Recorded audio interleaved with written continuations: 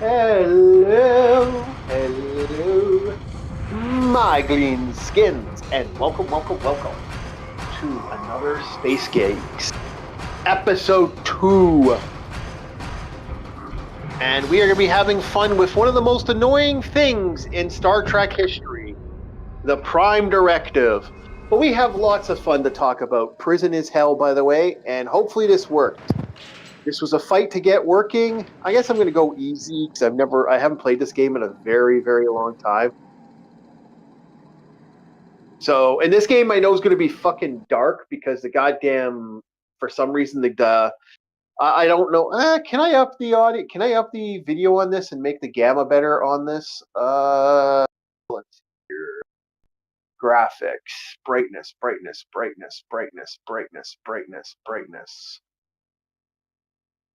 I guess not. So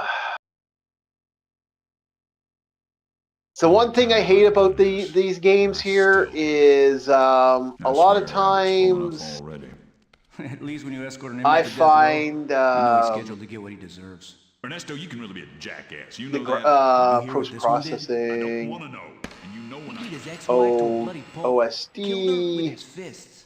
Look, I recording. Then he got once on the We're tongue dealing and with threw the other out the automatic window. default Don't ask me to cry rendering. for him. Inmate. Don't think this has that. I'm gonna have to go through my. Claims he blacked The the problem whole is you thing guys out. are gonna have to deal with the dark Like his guys. story. Prime Benito's directives. too good for him. A RoboCop thing? They should Well, all that die. is a form of a prime directive. If you want to, the RoboCop song. Willie's bad. But that is a Clearly prime bad. directive thing. And already... I thought that was a red asset. I heard he killed his old lady and kids. Go ahead. Sick motherfucker. That is a good Be example. quiet, you Jerry Curl That is a prime fool. directive. Don't you know who that is? Why should I? The Graphic. man himself. Word Unfortunately, is he boys, shaved I half do the not area believe I brotherhood over can at East. play nice with you guys when it comes to I the can understand darkness a guy on this. killing his old So if lady. this gets really dark, I am truly sorry. Hello, how you doing, Iris? Down and dose. And we're waiting for DJ Ronnie. That's why we're only got 4 people already. You don't know shit I'm about noticing the him. live streaming is actually getting a lot more What I attention than I heard, normally would. he's all Also, there's no subtitles for this, Cocksucker's not gonna be so all we're right gonna be for talking long. over this He's in the room shit, with the rest and of people are us. gonna be like, "What the Shut fuck's going on?" Crack ass, Goose. Man's due respect. Oh, the You show 2000 him PS2 respect. games, I want boys. respect, shit boy. Don't you Remember when like every game didn't have subtitles? It's just like go fuck yourself, and now like they had subtitles and they removed them just because. I remember Neighbor. this game now. Nice to meet you. My name's Floyd. Yeah. How long you got Oh, to yeah. on the table, huh? I You all remember have it. meals? Your lawyer I cooked just you? remember that Already this got your didn't this travel, have no didn't this witnesses, have a all metal substantial band evidence. song? Like, No didn't this one have knows like what really that guy in happened the between band you. like You can't I remember a thing. Is that stand right? alone Best not to listen to him inside talk. I wasn't that the music that played to this? Not that I Stand know of. alone, stand What I do know alone. is the At things least that you I know fight Jesus are is with me, representative of man. certain things in the prison system. Whatever I've done, the Reverend Yeah, it's says the Jesus execution is forgiven. stuff, the shooting and Will shit. you shut the fuck up? You Yeah. baby They raping, have like the sodomizing lethal sack of injection shit. and all I that was stuff. just I was like, asking the man a it question, was Goose. neat that the enemy design was based on Oh, how you they wanna die. jump in, Arus? Well, you do have a key, my friend. I'll have to unmute you, unfortunately, because I believe you're one of the few guys that's not muted. If you want to jump in, but I do believe we're going to have a huge roster today of people. Yeah, this is going to be dark. I'm so sorry, boys, but yeah, we're going to have some darkness here.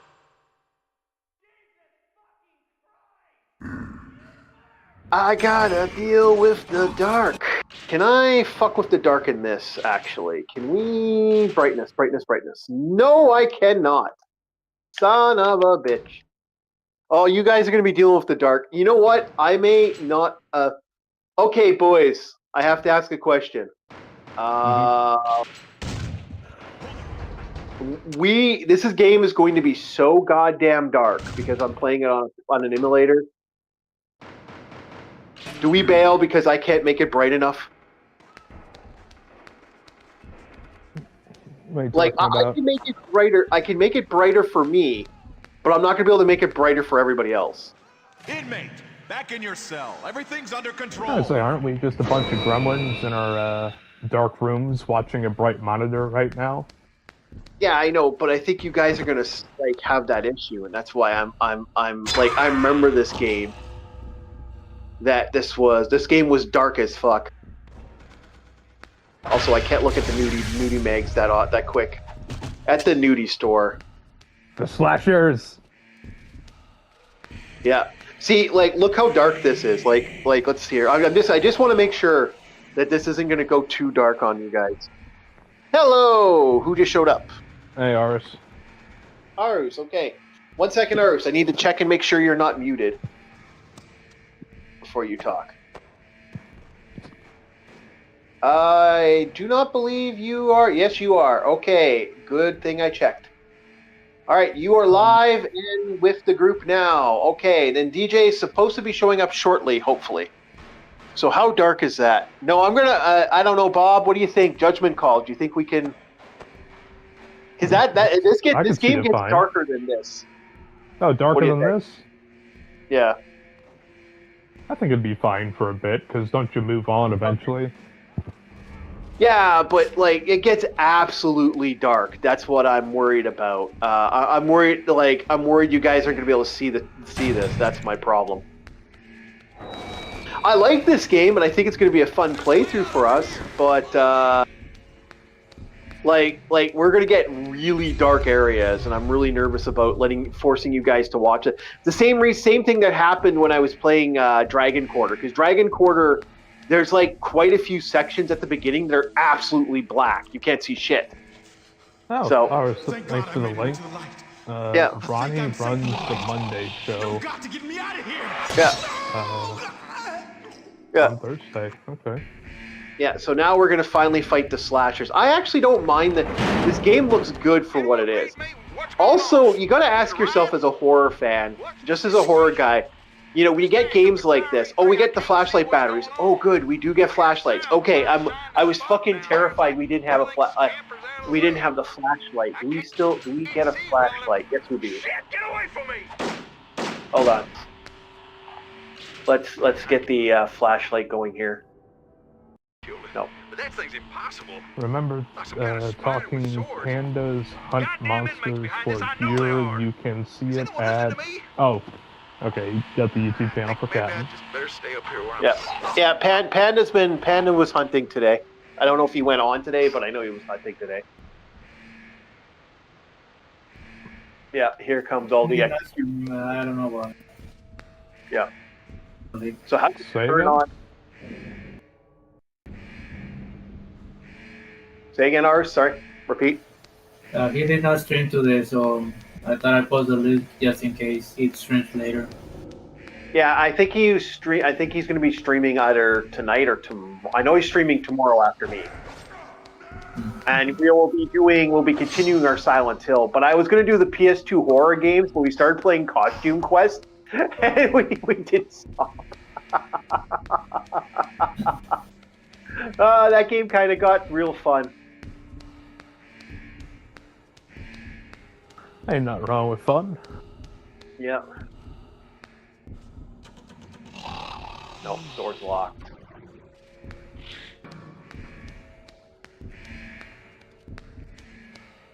I do know you do get batteries, and when you can get the flashlight, it does help out. But this game gets really dark.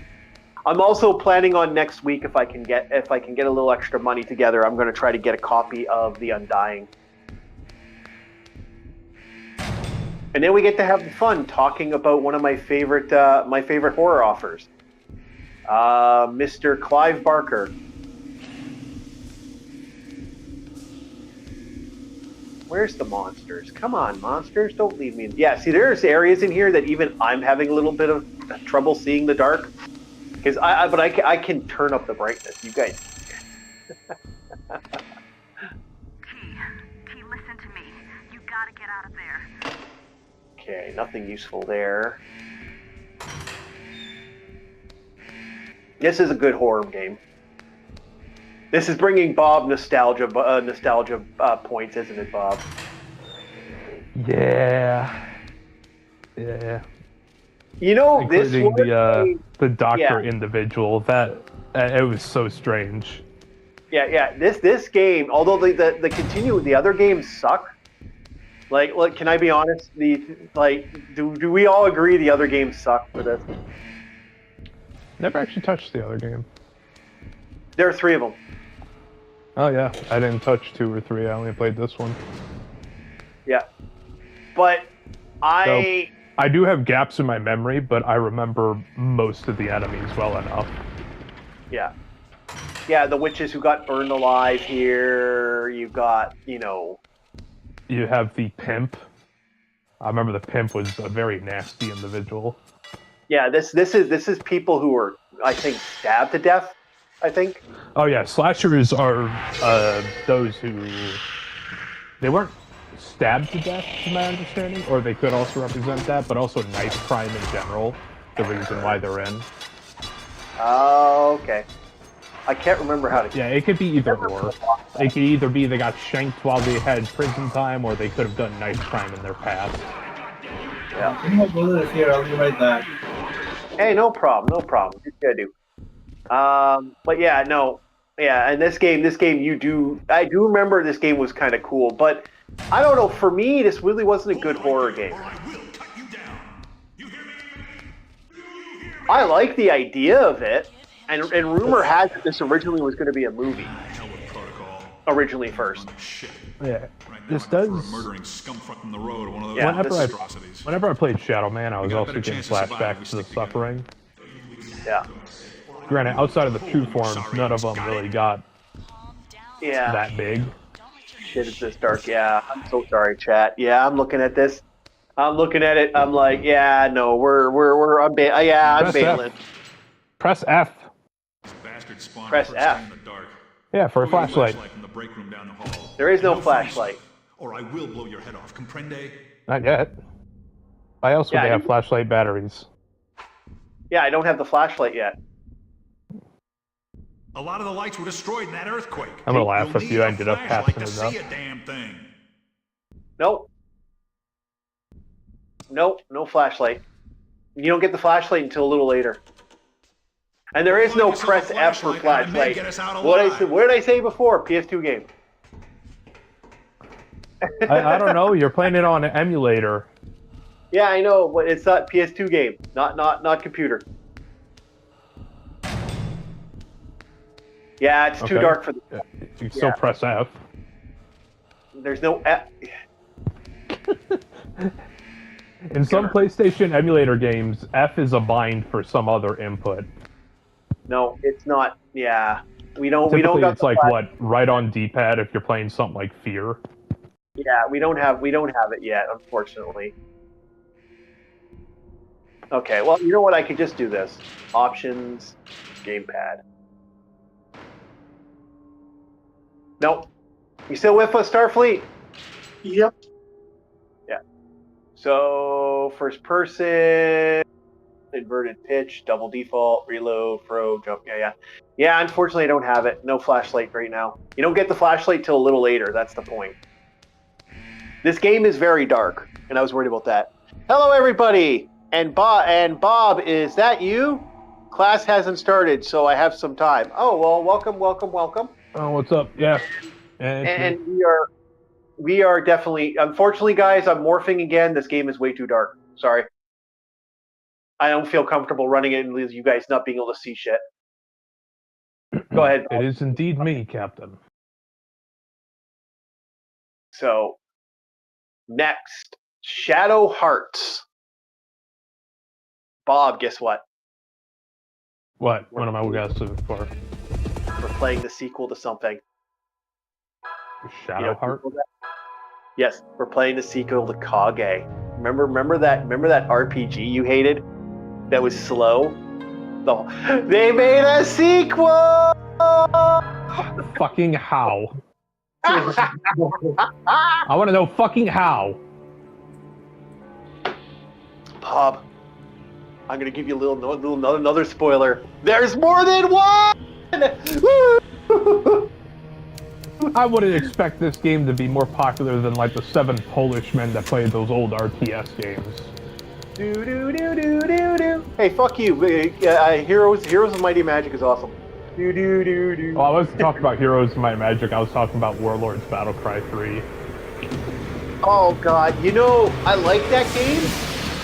Starfleet can agree to this. I don't know if he tried playing it, but the game has a system error that makes it absolutely unplayable. I've fucked around with it recently. It is unfucking playable through normal means, unfortunately, boys and girls. That's why you got to get the official Wink version, not the official version. No, the GOG works good, but it's just problematic. You got to do some file magic, or else it's gonna crash on you.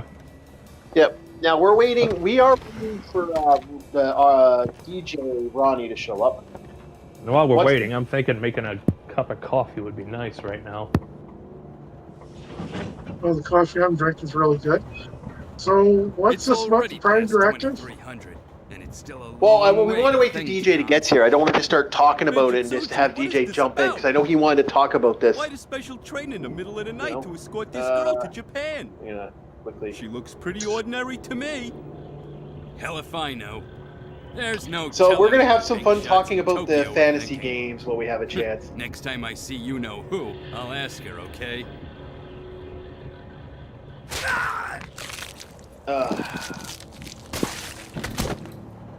Oh, dead bodies and hot white-haired girls. What's going on? And evil smiling old men. You gotta watch out for those evil smiling old men. That's always good advice. The beauty and the irony in that sentence. It's suffocating. Evil smiling old men. Just asking Bob Class Joy going, are you joining or ghosting tonight? If you join, I'll keep the title of Ghost. Well, I thought we talked about this, but that's up to Bob. I'm not Bob's keeper, but yeah, I thought we were going to meet up for tomorrow morning. And then, so for tomorrow, I guess, tomorrow morning is morning. I keep forgetting, Realm has time scheduled. So we'll see you tomorrow morning, Bob. Hopefully. Uh-oh. We got an edgelord. We got an edgelord fighting demons. I was fond of him. Yeah, if I'm not mistaken, because of the 12-hour difference, it is currently morning for him. We will be doing something in your afternoon if you're available, Captain. Yeah. Because that will be our morning. Oh, edgelord's going to kick some demon ass. Oh, edgelord just got knocked across the room.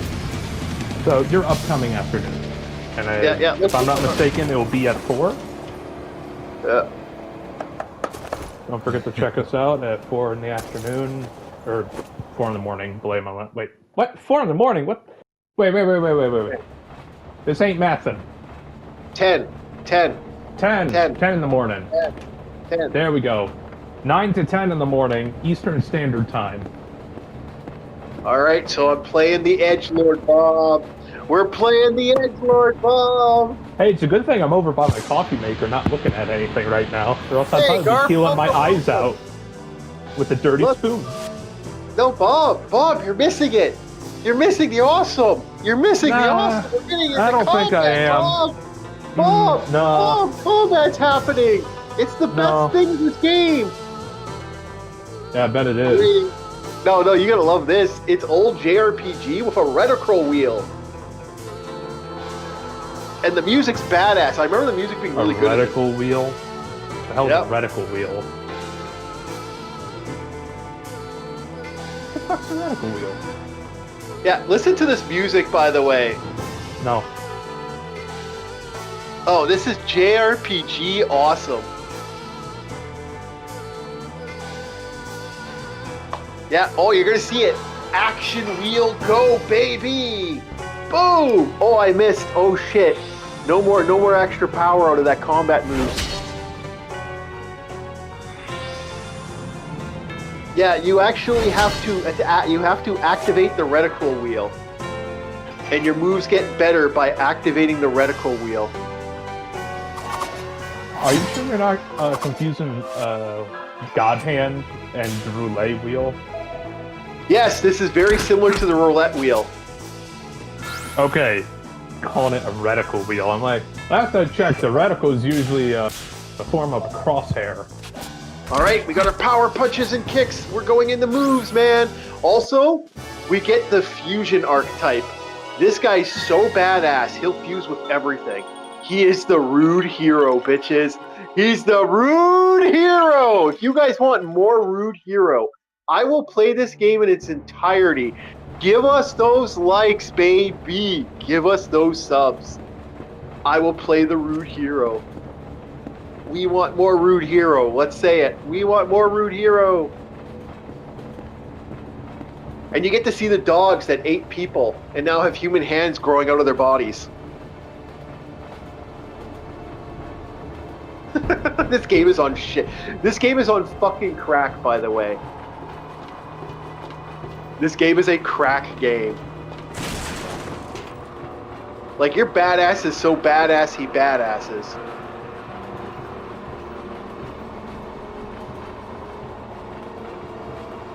Yeah, so, yeah. Here we go. Bow, bow, bow, bow, ba-da-da-da-do, do, boop. Alright, so he's gonna go badass. He goes boxing mode. By the way, he boxes people. We're gonna go Death Emperor. I'm activating the super. He's transforming, bitches! Oh yeah! There we go. Let's get it. Dark Messenger. Shit! I missed.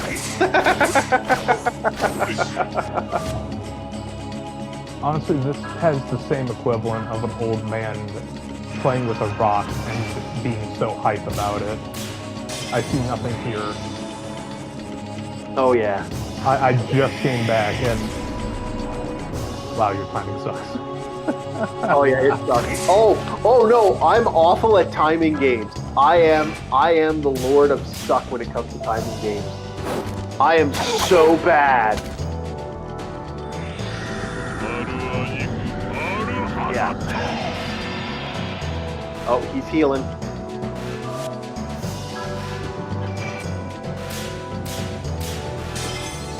There we go.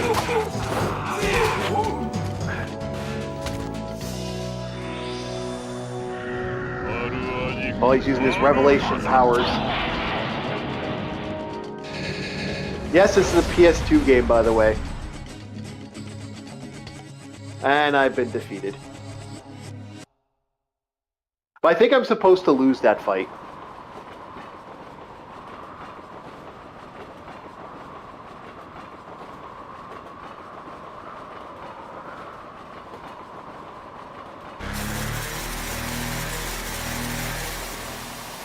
Oh, he's going to use his superpower on me. Uh-oh. No, he's not. Someone else is activating their superpower. We're getting Kaioken times 10, baby. The man's name is Bacon? Yes! Yes, his name is Bacon. How the fuck am I supposed to take this seriously? You're not. Look at the edgelord. This game is so fucking edgy and hysterical and crazy off the wall. This is just like, there are two other versions of this game. By the way, he flees because he's a badass. He's the rude hero, baby.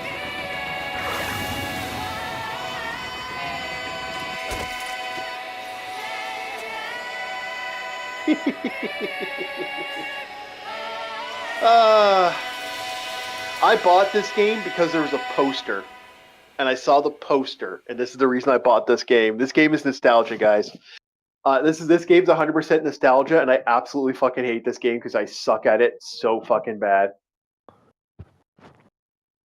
But every monster you kill in this game actually gives you more soul, like gives you more powers. That's kind of the neat thing of this game.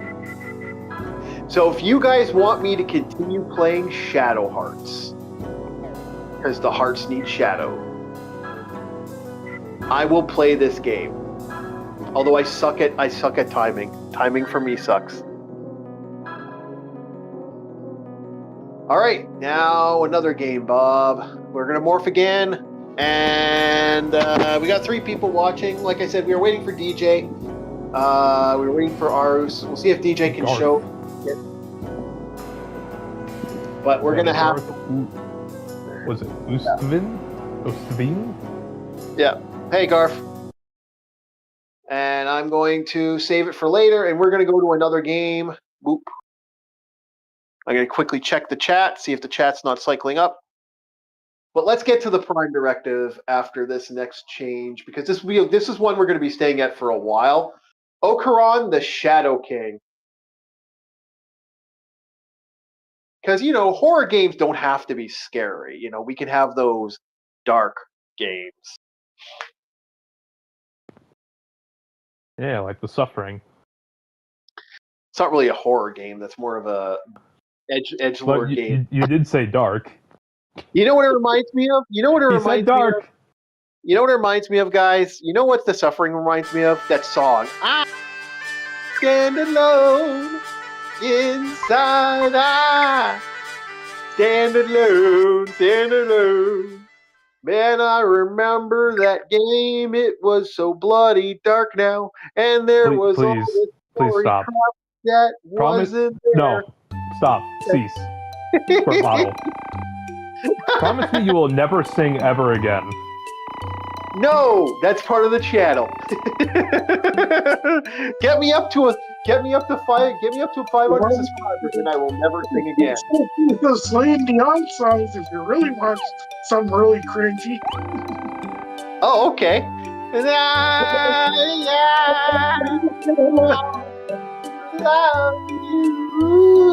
not Celine. That's Tina Turner. Sorry, my bad. I actually don't remember a Celine Dion song. She sang it when people got it's originally Tina Turner song. Yeah. As you will see. Okay, so we are playing a kid who conversation is going to end up on the subject matter. The Suffering. Inconspicuous boy. I was thinking it was a crossover of Silent Hill and Dead to Rights. Unexpected as it may well, no, be, the that's why I liked it. Unassuming boy. Yeah, That's the why I liked it. It was very much Dead to Rights. This peculiar tale. Yeah. The guy looks like fucking Jack Slate. Yeah. You know what? The Suffering is actually an interesting story on every level. You must release the beast, Morgan. Yep. So, boys, okay, let's talk about the Prime Directive. The Prime Directive. Starfleet, give us a description of the Star Trek Prime Directive. Well, I looked in the timeline. It wasn't until we knew about it in the original series. However, we didn't really find out until Enterprise that the Prime Directive was somewhere between the forming of the Federation and the original series. The premise behind it is that the Starfleet officers are to not interfere in the natural development of societies. Key word, Federation officers. That's why there were some episodes where there were movements that did that did not get in trouble. Yeah. And obviously, Archer, they started thinking about it after coming across a certain planet where part of the population were two intelligent species. One was starting to de-evolve into non-intelligence, and another one was starting to evolve into intelligence. And they interfered with it. Okay, I'm going to give you the actual wording here once I find it here. But give you that. I'll just give you the premise. Wikipedia, It's not very realistic, and the enforcement of it was, at least in the original timeline, the enforcement was never seen that often, if at all. Okay, the function of Starfleet, the Prime is a guiding principle that Starfleet, also known as General Order 1, is a non-interference directive. It is a guiding principle to Starfleet prohibits members from the interfering with the natural development of alien civilizations. It's aimed to protect uncivilized civilizations from the dangers of starships. Crews including advanced technology, knowledge, values before they are ready. Since the introduction of the first season of original Star Trek, this has been around since the very first Star Trek series. It's not something that was not early Starfleet, by the way. The Prime Directive was originally mentioned in the very first pilot episode. Yeah, but that's why I mentioned it. Somewhere between the formation of Starfleet to the original series, or sometime in that timeline where they started enforcing it. And Yeah, how do you- Okay. Okay. Now, the Prime Directive is one of many guidelines Starfleet mandates. Blah, blah, blah, blah, blah, blah, blah, blah, blah. So, the directive was only revealed to viewers in 2021 during Star Trek Prodigy, episode First Contact, that is set into... Okay, Section 1. Starfleet... This is actually the section. Starfleet crews will obey the following any civilization that has not achieved comparable level of technology and social development described in Appendix 1. No identification of self or mission. No interference with social culture or technology development of of said planet. No references to space or other worlds in advanced civilization. In other words, if this has a religion, you're not supposed to touch it. Like, you're not supposed to say, oh yeah, by the way, you're fucking completely fake. You're not the only people out there. The exception of this is if the society has already been exposed to the complex listed, therefore applies to 2 applications. Now, this is an interesting one. For one reason and one reason only. By the way, I'm going to keep the game going here just so you guys are watching something while I'm talking about this. Because there are 2 to 3 episodes where interference already happened. If you guys remember the fun that was the episode where the Klingons gave firearms to a race of people, and then Kirk gave firearms, he wasn't breaking the Prime Directive at that time. Nope, he wasn't. So, if they've all been interfered with in some way, because they're allowed to bring up usually to about equal, but not better. That's the other thing. Yep.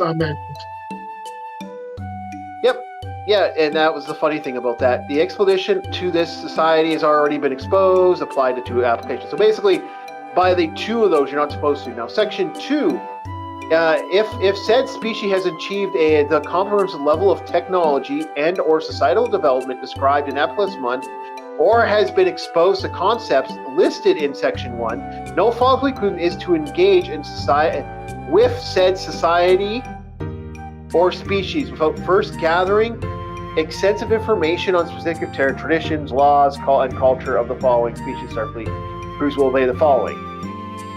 So basically, to put it bluntly, go ahead. You want me to find the page you're reading and read off while you do your gaming? No, I got it, Bob. Okay. Yeah. Yeah. So basically, to put it bluntly, they have what's called the first contact protocols that have always existed in Star Trek. Oh, hello. Is that DJ Rock? Hey. Yeah. What's up, guys? Hello. You just got in, my friend. We were just starting the Prime Directive clock as I'm playing Okra the Shadow. And the Geeks doing triple duty, and I want to read. You can actually hear me too. Good. And it's good to see you, Bob. Good to see you. Is Starfleet here? Yeah, Starfleet's here. Hey, Starfleet. And Gobi and letter A ... streamer mode. Hey, Oris, what's up? Letter ... streamer mode. I think you're supposed to say asshole. Okay, Keep Bob, I'm gonna give you your. I'm gonna copy the link and just send it to you, Bob, because you feel like feel it more. Okay. So right now, chat is simmering down. No one seems to have typed anything new, and my coffee's ready. Okay. And I might go back to playing Kidoka to watch Bob's eyes glaze over. Hey, at least I won't have to look at it because I'll be reading. Okay, so I'm sending you the Prime Directive Wikipedia page now. All right, making it back to my city. Is that an upside down UFP logo? And was it always upside down, or was it upside down just for today's discussion? Oh no, Starfleet has always put it upside down to determine that Starfleet is that. He's basically making a reference to the fact that Star Trek now sucks. Okay, good. I respect it. Hey, remember, a flag upside down is a sign of distress. Oh yeah, just like, yeah, I see that before. Yeah. Wow! I haven't heard that in such a long time. You're welcome. Holy shit! I love that when Starfleet first did that, I was like, hey, if you notice that it's upside down, I said, I looked at it, yeah, it's upside. Oh my god, you fucking evil genius. That was great. I remember when people There's were... a lot of people that put the Jedi symbol upside down and the Empire symbol upside down. Too. I know many Star Wars fans are in distress over what has happened. Yep. And that's our feeling towards that. We hate it. We're okay. Wait, So, what section are we continuing off of?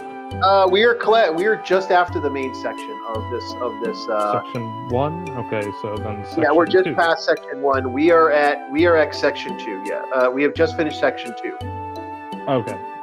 So we're at that now. Okay, so the idea of the Prime Directive has been around since the beginning of the series.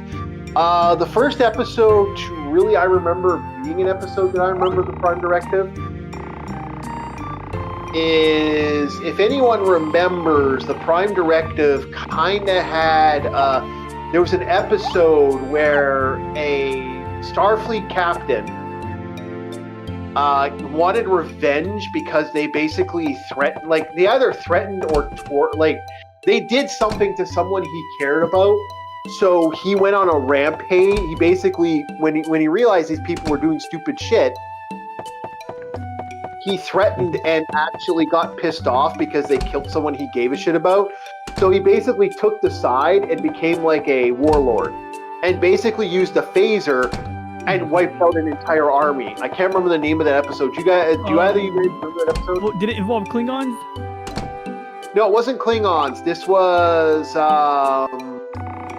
I remember the original series, there was a bunch of phaser packs found on the ground because there was a world with these primitives and Klingons, and a Federation officer basically distributed phasers to these primitive people to use against the Klingons. Yeah, and it wasn't just Klingons. It was actually was other primitives. The Klingons weren't a part of that episode. Okay. I know which one you're talking about. Yeah, I'm pretty certain there weren't Klingons. Now you're making me They were the Puerto Rican Klingons. They were the ones with the goatee who have the knives. I know it sounds terrible, but why did you describe me? What the fuck? I have a goatee, and I'm Puerto Rican. Goddamn! Holy shit! Where did you watch me from? Where are you, motherfucker? Do you wear bronzer as well on your face? Do I wear what on my face? Like bronzer? Like bronze makeup? Yeah, like the Klingons, they wore like this like dark makeup too to kind of complete the look. I gotta show about the grime I wash off every day. Maybe. I gotta show Bob this series. I've been wanting to show him classic Star Trek for a while now. I just don't have a way of doing it. Yeah. Classic. Bob, yeah. I mean, Klingons looked different back then. That's the key right there. They didn't give Klingons ridges on their forehead until 1979 Star Trek the Motion Picture. Yeah. Okay. But either way, I was like, God damn, he described me almost to a T there. Puerto Rican with a goatee. I do like the weird stick figures and how fucking weird this game is. Fucking hot. Bob, don't believe yourself, you dumb. Warms the soul, though. Man, nice of them. But, sorry, DJ, you're talking about how they had the Klingons giving out weapons to primitives. Yeah, and I mean, that seemed like a case where, like, maybe the Prime Directive is maybe valid because, you know, that was the whole issue of the episode. It was like, oh, you're violating the Prime Directive, and they made a big hoopla about it because they blah, blah, blah, blah, blah, and stuff, you know? Yeah, it showed up 4 times. The other time was the Roman episode was the Prime Directive, where they had a Roman guy, and then the last one I remember was, oh shit, I'm trying to remember what the last time that guy was. Does anyone what was that now? Okay, so there's the episode with the gang members where they got a book. Oh yeah, a piece of the action. Yep, that is a famous episode. Then there's the episode with the phaser, and then there's the episode where the Klingons were giving weapons to an enemy thing, and so Kirk gave guns to them, and that's the That's the big classic Prime Directive episode. That one's brought up a lot over the years.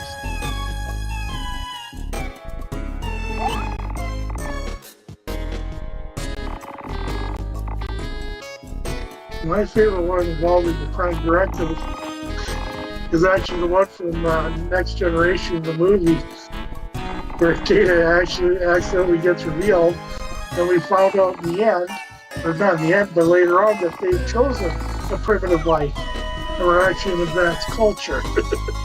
Yeah. Oh yeah. There's a couple of them where they did that. There's that one that did that actually. So go ahead. Yeah. Oregon, the third starts with an O. Yeah. There's a couple times they did that. So okay. Yeah.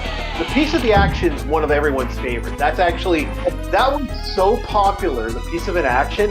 That is actually one of the episodes. That's it. That's in the fucking Nintendo game of Star Trek.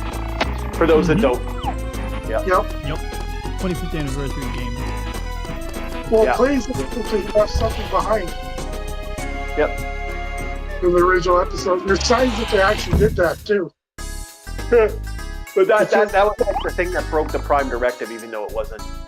Well, the going theory was it was supposed to be an episode in season 4. Yeah.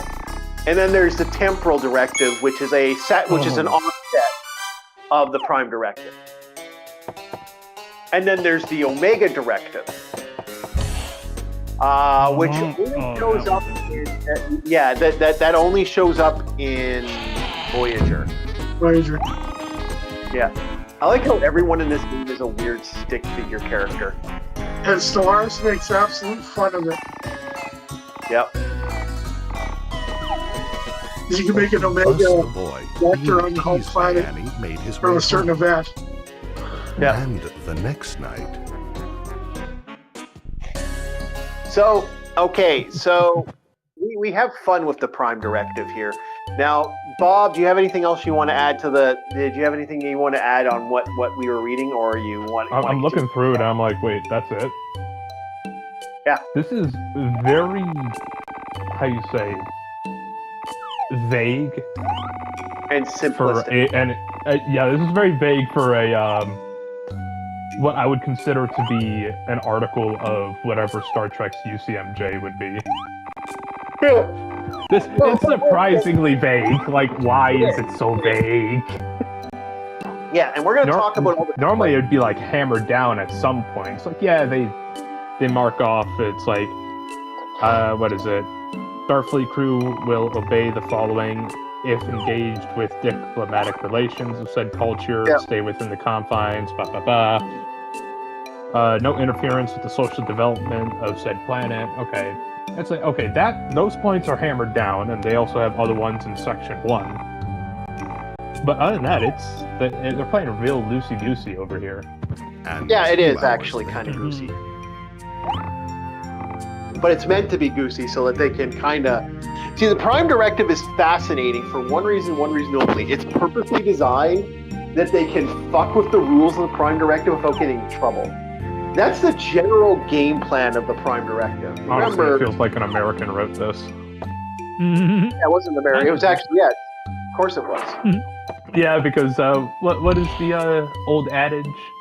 While it is nice of breaking the rules and getting away with it, you need to find a way to not break the rules and still get away with it, because they just didn't think of that at the time. Yep. Well, they did. That's why the Prime Directive has. You're not getting it. You're not getting it. You don't understand. Okay, explain. It's following. Okay, I'll go with the fat electrician story of World War III. They couldn't have guns in the JSA between North and South Korea, the demilitarized zone. They didn't say anything about having guns above the JSA. Yes, that's how Kirk. As I was about to say when you kind of shifted it, that's how Kirk got away with the fun of giving guns to another enemy race because the Klingons already gave them weapons. And they were going to give them more powerful firearms because he can get away with giving them more powerful firearms because the Klingons already gave them weapons. I won't lie, this just sounds like the Middle East all over again. It literally Is it the plot of the Middle East? Is that what it is? So it's not like Section 31 could take advantage of this by basically goading enemies into giving weapons to people they want us to give weapons to, and then we can always just use that as a precedent or an excuse. Not we, I don't know, I say we as if I'm part of Starfleet here. Yeah. I would never consign myself to such a miserable existence, but yeah, I get it. The greatest example of the Prime Directive being violated. If I'll let Starfleet, I'll let you finish and then I'll bring this up. The ultimate version of this is, let me finish this up and then you go for it. The greatest version of this is one thing and one thing only, and that is the very simple fact that the Prime Directive, the one group, the one aliens that kind of got overmeant for this, and that is the Klingon, not the Klingons, the Ferengi. The Ferengi are the ultimate version of being. They were I believe it was either the Klingons or the Cardassians gave them warp technology and super pumped their race. Oh my god! You talking? There's a race of aliens with BBLs. The fucking Kardashians. Cardassians. Yeah, that's what you said, right? Spoonheads, if you want to refer to them. Keep it with the Kardashians. Yeah. Kardashian, the queen of the Kardashians. Oh god. Yes. The entire hour of Gold Ducat freaking telling you about justice and the state. Yeah. Go ahead, sorry. I just had to. I don't know. Yeah. Feel tired. Funny. Okay. Anyway, so the Cardassians gave the Ferengi, I keep wanting to say Klingons, the Ferengi warp technology. This was a big bad no-no because by doing that and by giving them technology, they basically launched a group of people that were fundamentally not ready for technology and super perked their race. The Ferengi Empire is so fucking warped on a not super communist. They're the ultimate version of the free market without the free market. Yeah, they're based. I love, the more I learn about the Ferengi, I know they're supposed to be like depicted as a negative trope, but the more I see the Ferengi, the more I think they get it more than anybody in this naive future of post-scarcity. But the confusion gets me with the economics, which I know is maybe a whole other topic. But, I know Voyager... Yeah, the Ferengi Stellaris with the economy people, where it's more like an underground crime syndicate to keep the economy running. Yep. Oh yeah, and like on Voyager, it's like they trade replicator rations. That's their currency on the ship. So even though they got ultimately people will trade holodeck time and replicator rations for whatever they need or favors, and that's like a little cottage, back underground economy on the ship right there. But on DS9, they get Latinum. It's like, well, where is this Latinum coming from? Like, I get it, Starfleet officers can buy things, but they don't really need the Latinum, I would assume. But it gets a little murky there. Okay. So how that works is there actually is stories on how that works. How that works is in a nutshell. If you are in a society, because that was a dual mission, it wasn't the Starfleet giving them giving them money. What it was they were given a funding. They're given TIFEs to deal with other organizations and alien things. Because Latinum is the number one major currency, that's how they did it. Yeah, but it can't be replicated, and it's encased in gold, but the liquid Latinum itself cannot be replicated. So it does have that inherent scarcity and fungibility that gold has to us today. Yeah. Yeah, Latinum is a very... I don't know what exactly its full use is, but it does have a usefulness to it. Well, it's one of the many galactic currencies, but it became the favorite, as you pointed out, that the Latinum can't be replicated. That's why. That's why it has stored value versus Starfleet clients. I forget what the Klingons call their currency. Drachma. drachma, I believe. Isn't that the currency for Klingons? I think so. I've forgotten. Is it Greek money? No, drachna or something like that. Oh yeah, okay, gotcha. It's not like drachma. Yeah, it's So if I'm not mistaken, Greek money was drachma. Yeah. But anyway, that's kind of how they did it. So the Ferengis are the ultimate example of why you shouldn't do this in some ways. Because when they're originally shown, they actually legitimately, their origin story is in Next Generation. Yeah, but they actually brought stable galactic currency to the setting. You know, there's someone jumping in space. Yep.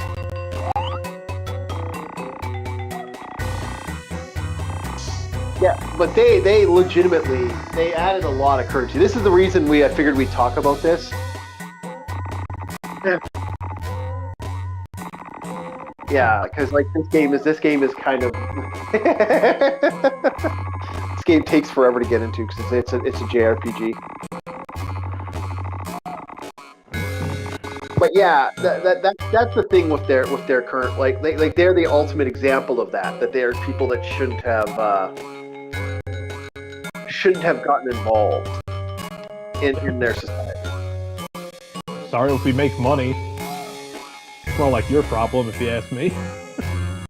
Well, yeah, but them getting warp technology super advanced them in a way that shouldn't have advanced them.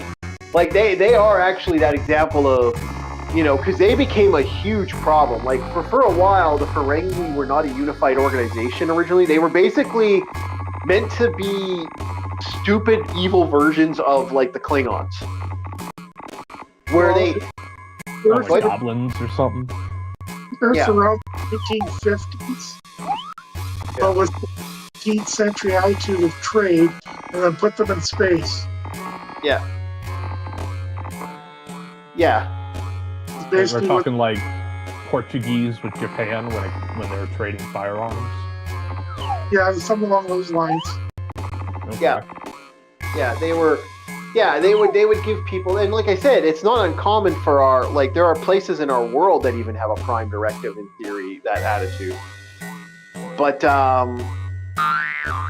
you know, it's just kind of funny that that's the way this society kind of shifted.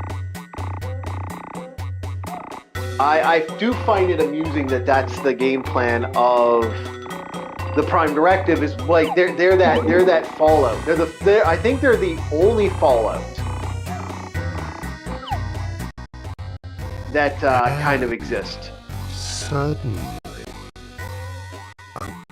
can you guys think of any other like race that had that? Like there are times when a good example of this was one of the more famous Prime Directive episodes in Next Generation, and we're going to be getting to Voyager as we go through. Okay, so the famous one was the one that is how to put it. I'm trying to remember the name of the episode. Fuck, I'll never remember the name of it. It's one of the most hated episodes. It's space black people. It's Space Wakanda. That's what. Yeah. I know what is the one. Code of Honor. Code of Honor. Yeah. That episode is actually a Prime Directive thing. Like that actually, because they're not supposed to. Like this is a first content shifted into Prime Directive. That's why they can't. Where that one scene comes from? They take what was that guy saying? They take the majority of the prison spaces and IG in space. No. That's a Voyager. That's a Voyager episode. We'll get to Voyager. We're not even near Voyager. Okay. The reason I ask is, once again, don't know Star Trek, but I see that memed a lot. And the guy's response is, maybe they commit more crimes. And I'm like, God damn, that's fucking cold. That is cold, but it's true. Goddamn. Okay, so it's like most people who have to deal with Cardassians. We're all gonna know they're gonna do certain things. Starts Panar. Yeah, BBL surgeries. No, they love that. They love grape. Let's just put it. They love grape. They like grape. They put grape in everything. They put rape in everything. Hey, you're welcome to sit. You can join, or you can jump and chat, either or. If you have something you want to bring up with Star Trek Prime Directive, you're welcome to it. Now, I'm surprised there's only 2 sections. Okay, so the next episode that's a well-known. Well, there's quite a few Star Trek Prime Directives episodes of Next Gen. The next one I remember that everyone seems to remember is the little kid, as the one where the little Data is talking to a child, and their planet's going to be destroyed.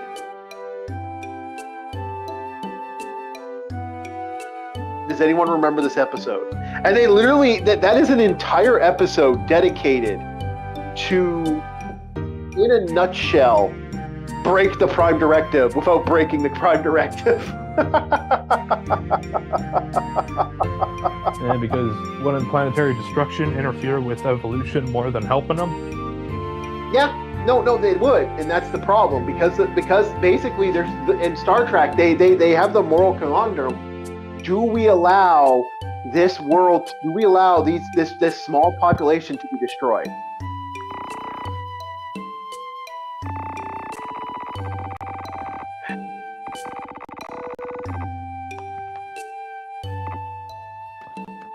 And so the Oh, Chief, am I going to need this commotion wiki at article the anymore? boys' Or house should I close No, it? you don't need to. You don't need to. Yeah. well into So, what do midnight. you guys think of that episode? And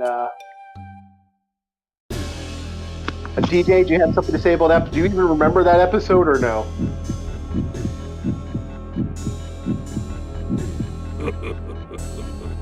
Starfleet. Well, the only episode I can remember was the Prime Directive issue, where Riker had to go undercover to civilization to further study it prior to first contact, as opposed to developing warp. The funny part, just because he had an accident, all his organs are wrong. He gets discovered. Basically, the mission's blown. Yeah. But they do make peaceful covert contact in that situation. But the funny part, if you look at one of the monitors in the background, they have like the old Star Trek series, except it's all the aliens. And one of the aliens is the captain on the bridge, which is kind of funny in the background. Okay. DJ, you got another Next Gen episode before I start moving on to the other Prime? There's quite a few Prime Directive episodes I can talk about, because Next Gen had a lot. Well, there's another one where Worf's, where Worf's brother, or half-brother, That's not a Prime Directive episode. rescues the civilization where the planet was dying. Oh, that one. Yeah, okay, that was a Prime Directive episode. Yeah, that's technically illegal. Yeah, that was a huge breach of the Prime Directive. Yeah. You still with us, DJ, or do we lose you?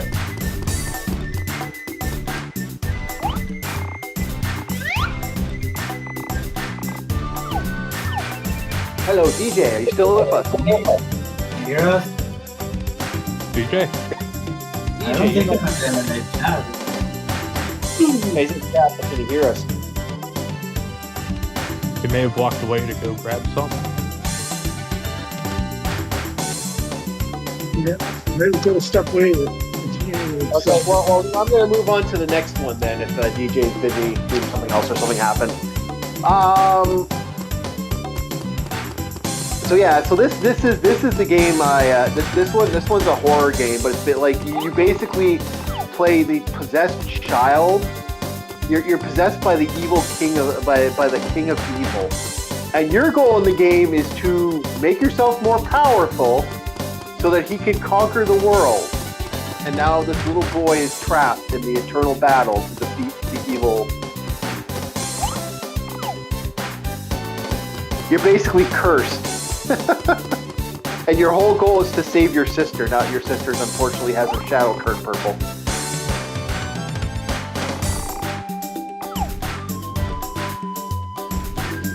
So that's kind of the story of this game. Although I will admit, this game is so slow. There's a reason why I don't play this one that often, but I figured I'd do a horror game that is a rough horror game of this. And now that we've moved on, I'm gonna morph again because this game is going. We're gonna be sitting here watching me try to play this game for a while, and it's boring. So next, we're gonna go back to a game we played before on the channel because we got to do some games that we played before. Of course, you know, can't just keep going to the new horror games. We're gonna go to an old one, Rampage Total Destruction. So another episode that we have that has the Prime Directive that I remember is the episode with Data when he gets hit by this radiation leak and it turns him into a thing, and then they're basically trying to save stuff, but Data, you know, being Data, he's actually slowly irradiating. Does anyone remember that one? Looks like some Roughly, really big time DJ, players are hitting the ours. clubs tonight. Am I still here? I'm still here, but I never saw any of the episodes. Oh, if you haven't seen Star Trek, you might not want to be a part of it. Because we are literally going to be talking about Star Trek this entire time, man. We're going to be talking about the Prime Directive and how it's kind of weird and how it's been used and how it was used in the Star Trek. It was more used in Next Gen, I find personally. I don't know if you guys noticed that more, but I noticed it was more of a next-gen thing. And that was something I noticed more of something. This is when they really started taking the Prime Directive. And that's kind of when I remember seeing it being more used. Oh, we gotta eat clowns. We can't allow clowns to live. Kill those clowns. I don't understand, so I gotta leave the Discord. Hey man, no, you here to kick off? Yeah, you have a good one, man. I'm sorry. Thank you for joining us today. But I'll be on the chat. Oh, you're always welcome to join. Like I said, you're always welcome to come on in. But yeah, you might not want to be because this is going to be us talking Star Trek. Sorry, man. This is a super Star Trek episode. This Space Geeks is a lot of Star Trek, and then we got Star Blazers coming up after this. If you want to join us for the Star Blazers talk, because Bob can do a full review of Star Blazers now that he's watched it all the way through. Yeah. At least for what I assume to be season 1. Yeah. I'm off to bed. Sorry, people. You're heading off to bed already? Okay. All right, see you later. There goes 2. Now we have me, you, and DJ. If DJ's still here. Breathe, you mutant. I don't know if Come back. You back, DJ? Hold it right there, Wait, I'm gonna call real quick. Yeah, I'm here. Oh, okay. All right. So we were asking. I asked you what your episodes of Next Gen were they the next gen episodes that had the Prime Directive, and which episodes that you liked? As I was going through the Next Gen episodes. You crack a lacking, people. Hey, pick on someone I'm your gonna own look right now. You don't have a list right now? Okay. All right. Well, do you just want me to list them? Continue listing off the ones that I had because I actually looked up a whole bunch of the episodes. And if there's any okay. So the next episode was we were talking about the Data episode where Data got damaged and he was actually radioactive and he was causing that. There was that episode, and then there's the fabled episode where Data wasn't Data. Who was the one that did the next one? There was not Data. There was one other one that had an interesting Prime Directive situation. There was the episode with the kids. Yeah, we're not gonna. So the I'm gonna quit because I fucked up. I'm trying to get all the unlocks in here and I fucked up. The next episode with Star Trek that was kind of fun for this was the what was the name of the episode now? The one where they got where Picard was believed to be a god, and that was the one where the people had the weird head ridges. and that they saved somebody. Somebody was saved, and because that person was saved, they were like, "Oh God, we accidentally saved this person." That's kind of a big no-no in the universe, right? They really shouldn't have saved that guy. Do you remember that episode at all, or no?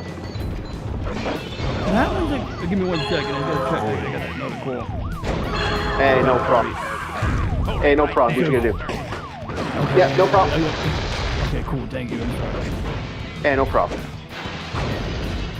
There's the ice cream. Okay, we got one ice cream. And let's find the other ice cream. I think the other ice cream was over here, wasn't it? We're trying to unlock all the ice creams for this game. So, yeah. So this became kind of fun with the Star Trek, where there was the other episode where they basically they had a Prime Directive moment where they were saving a bunch of Irish people from like, they were space Irish. I'm not lying. These were space Irish, and then they hooked up with a race of clone people. And so the space Irish, this is actually an episode, hooked up with clone women, and they were basically they united these two different Star Trek settlements. And this sort of caused a problem for them because they weren't, the space Irish ended up like being in a weird thing where they had to bring the race back to its full power. They had to, how to put it bluntly, all the men had to have 3 wives. That is a actual episode. That's also the episode where Riker bangs a redhead. But if you know anything about Star Trek, Riker bangs everything. He is the Riker, if anyone knows the Riker.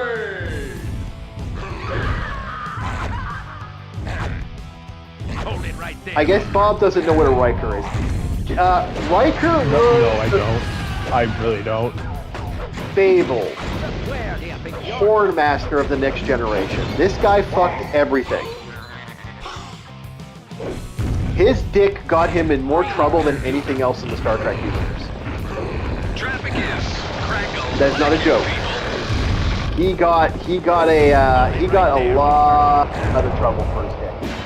His dick almost brought down the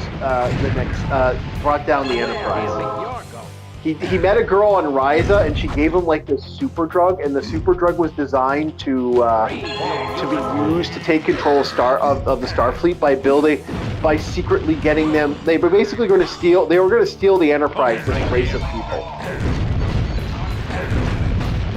Riker's dick also got him in trouble because it got one of these girls that was an assassin that was secretly part of the joined in with their little fun. This is real. These are episodes. So Riker and his dick became a thing. So there are a lot. Yeah, there are a lot. Riker's penis got him in trouble a lot in the series. He was kind of one of those things. I gotta get Bob to watch Star Trek next year. Yes, sir. I'd rather get him to watch Deep Space Nine, but they broke the Prime Directive in Next Gen all the time. They played very loose with the Next Gen universe because of that.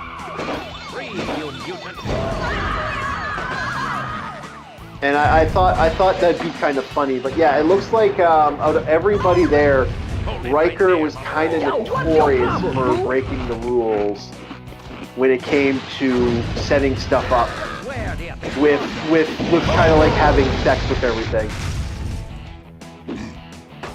He was a Marine without being a Marine, would be the best way to put it. Understood. An impossibility, but understood. He was more of a Marine than a Marine, and he was a hornmonger. That could never happen. Nope. He was. I will say it now. He was the ultimate horny Marine. Yeah, an actor, more of a Marine than a Marine. Yeah, sure. No. The character, the actor. He really wasn't. He seemed like he was actually a father. He never really seemed to have any negative issues on him. Like he seemed like a very good man from what I've heard. He's a very laid back actor and is actually a good guy. Like from what he's one of those guys where I've heard a lot of people say a lot of good things about him. Every time I come Maybe brings more Marines than a Marine. You have to be a Marine to be a Marine. Hey, I just got this shirt. No, trust me, man. This is one of those guys that like he horny to horny to horny. Did he eat crayons? In any episode, did he eat crayons? Or fuel rod canisters? Most likely. Oh, you don't have to. Oh, well. Can't work with that, can we?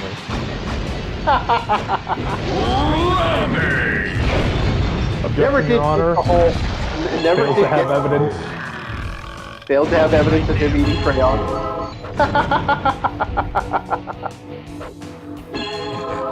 You know, I'm gonna laugh if in the future we see Ellie drawing this character eating crayons.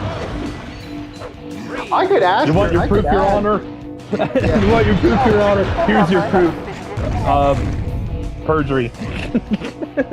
Perjury. He ate crayons. We'll say he ate crayons, but Riker is the Horn Master. This traffic report he's the Horn Master General. Better living through chemicals.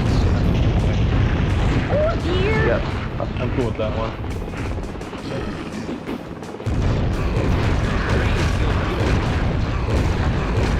I don't know why, that also sounds like a store. Horn Master General. Yep. If it's not like leather and lace kind of shop, then it's gonna be a hunting place like Cabela's. Yeah, I agree. Horn Master General. You get all your taxidermy equipment and hunting gear from there. So the other episode of we're gonna switch monsters. I think we're gonna go with Gilman, and we're gonna go to San Francisco. I dare you to play the turtle. I dare you to play the turtle. There's no. I haven't seen the turtle yet. I haven't unlocked him in this one. Okay. So the next one on the list is, I believe there is an. I'm trying to remember the episode. Oh, what's the name of the episode? Oh fuck, there's a lot of episodes. Like there are more episodes of them dealing with the Prime Directive than them not dealing with the Prime Directive in some ways. There was quite a few. There was one episode where they had to migrate a people, and that was kind of the fabled native episode.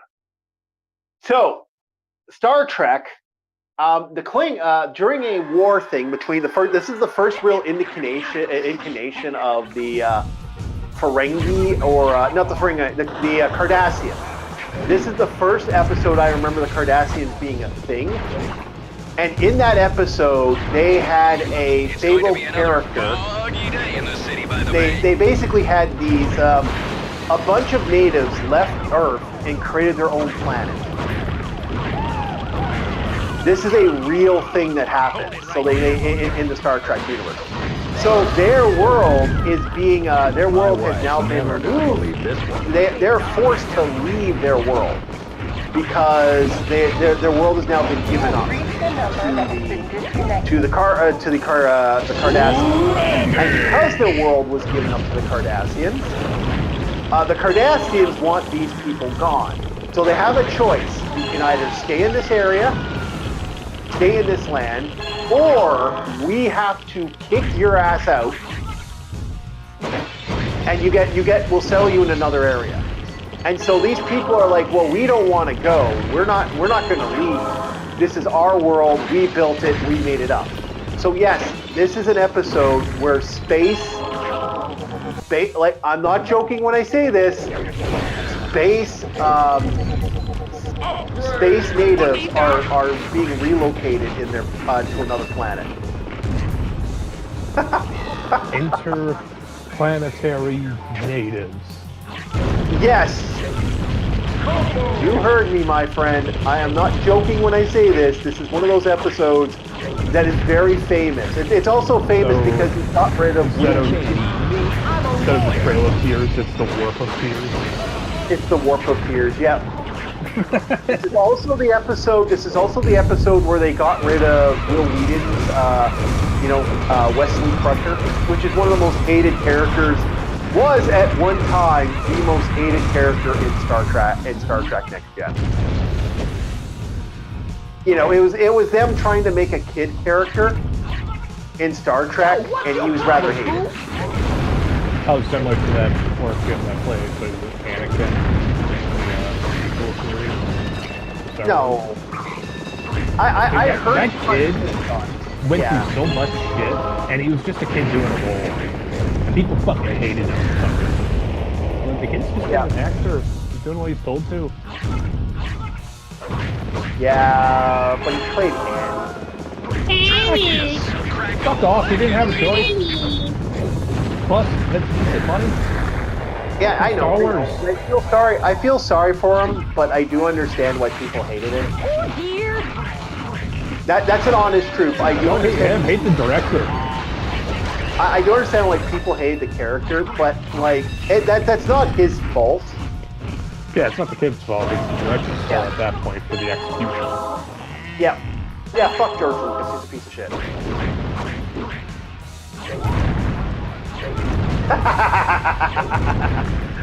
Okay, guys, I apologize. So, are we still on the Cardassians here? Because I heard you talk about the planet where they wanted to either kick colonists off, but I'm back. Yeah, they wanted. We're talking about the space natives and the work-with-tears as opposed to trail-of-tears. I love that episode. That's one time I like Wesley Crusher. I know everyone hates him for that episode, but like I like that he has fucking part of my like Jedi mind powers.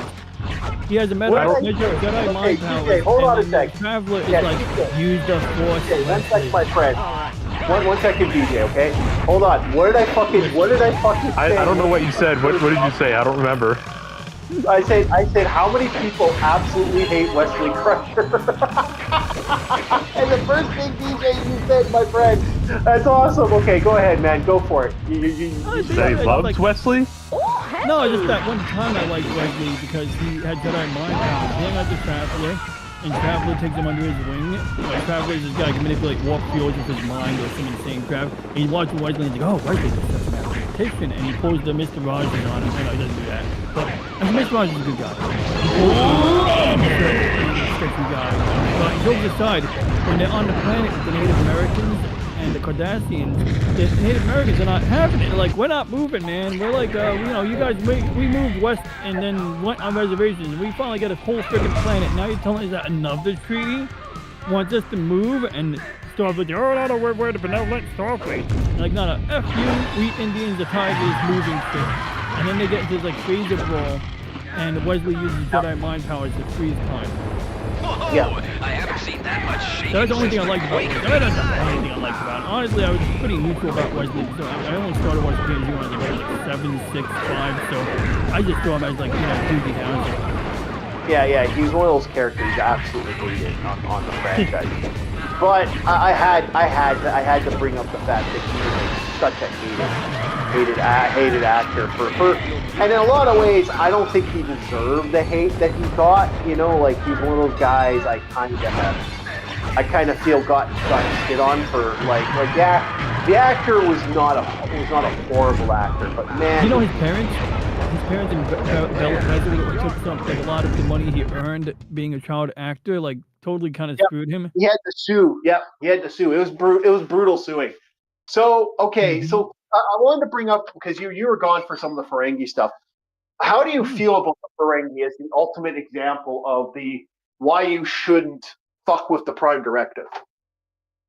Well, number one, you said the Cardassians gave him warp technology, so what does that have to do with the Prime Directive? Other races do not abide to the PD, but I guess if you mean it's an example of a technologically advanced race, I'd say they did pretty damn well. They spread capitalism and human liberty across the galaxy, although I'm sure there's open interpretation. The Prime Directive, though, is supposed to prevent, self-destruction, people from acquiring technology to use against other members of their race. Now, I would love to know, well, when they acquired the warp technology, were there other factions on their planet other than the Ferengi Alliance? And did any of them get snuffed out by that technology? Yeah, because you're asking if these guys had a Berlin Wall, or any kind of world war that, led to them the remaining factions coming out on top as a united alliance. Yeah, because the Ferengi the Ferengi just kind of faded out, and that's kind of thing. They super advanced, and they didn't get flushed out. Like let's be honest, the three people, there were two writers, and one of the actors, and one of the actors who played Odo and Renee, and I think the guy who played, the guy who played, Armin Shimmerman. Yep. Yeah, these guys legitimately worked themselves ragged, creating the Ferengi as a living, functioning entity. And although apparently Renee was an asshole from what I heard, R.I.P. Apparently he was a brilliant actor, but was a complete other fucking asshole. I did not know that. I think he has a right to it based on his acting skill, but I'd have to experience working with him to know. Yeah, Man, I'm glad I know Avery Brooks. Avery Brooks is one of those guys. He's nice, but he is a short fuse man. He doesn't like. He's like, hi, yeah. Hey, can you fuck off? Hey, who's the guy who did what is it? Edward from Twilight?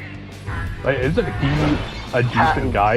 And he hated doing the role in that movie series. He felt like it turned him into an asshole, from what I've heard. Like he's not a nice guy anymore. Like apparently he was good, but he really hates people. The thing, and he's a huge stoner, from what I've heard. I'd probably be a stoner if I had a role of being a fucking teenage creeper. Yeah, that is kind of creepy. She was 14, wasn't she, in the thing, if you think about it? But, you know... And he's, however, old because he's a fucking vampire, but still, it's just like... The man had to play the role. I would hate my life if I had to be that. I would have fucking nightmares. I guess. So anyway, back to the Ferengi. The Ferengi are an interesting example of that. Now, one of the other races that's an interesting example is, we like to call them Mr. Potato Head, those who are Star Trek fans. This is the episode where they had, we're smart, we're smarter than other, we need this and that. And they kind of act like, you know which ones I'm talking about. This is the one where Geordi had to trick them. The fudge muffins. I know what you're talking about. Oh gosh. Don't be a Packnar. Packnar, yeah. We need things to make us go. Yeah. Yeah, we're smart. We're smart because we trick people into, upgrading their ships and shit. They're more well known. They reminded me not of Cybermen. I can't remember the name of the race now. They're a race in Doctor Who. They legitimately are like basically clones of the same guy. Over and over and over. Like Fabio, or whatever the fuck his name was from No, they're super fat. They're super fat, ugly, overweight. They look like giant potato heads. Centaurians. Yeah. Okay. I like the Centaurians. Fuck you.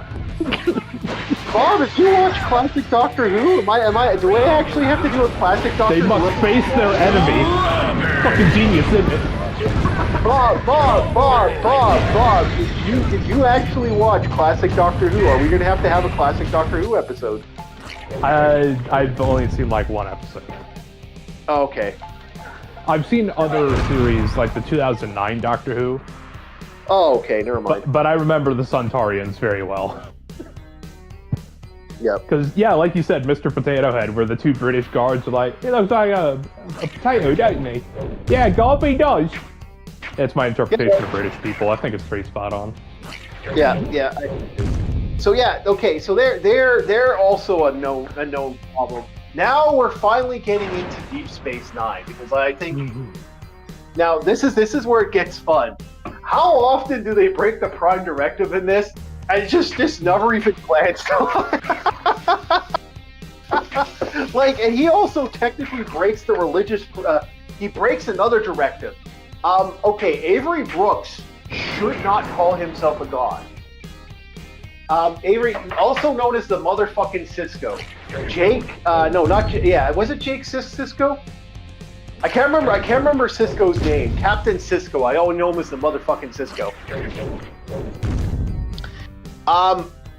Prime Directive pretty much all automatically defied by the fact that he is now considered the emissary.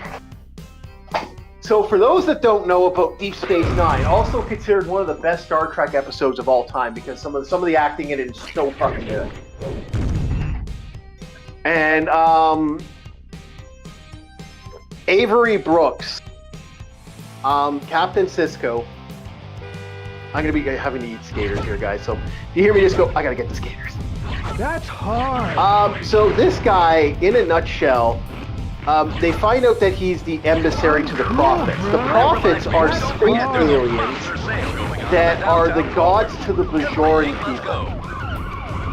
Also, some of the most attractive women in Star Trek. Okay, prove me wrong. Kira is hot. I don't care. Kira and the other girl and some of the other women, they're all attractive. Oh my god, Chase Masterson, Lita, good God. Gorgeous women. Gorgeous women, boys. Gorgeous, gorgeous, gorgeous, gorgeous women. Some of the most gorgeous women in Star Trek history. This traffic report is brought to you by Scum Soda. Also badass. Like, I mean, Kira is such a cool character and such an enjoyable character in the franchise. So back to Star Trek. So they not only that, they have the Gamma Quadrant.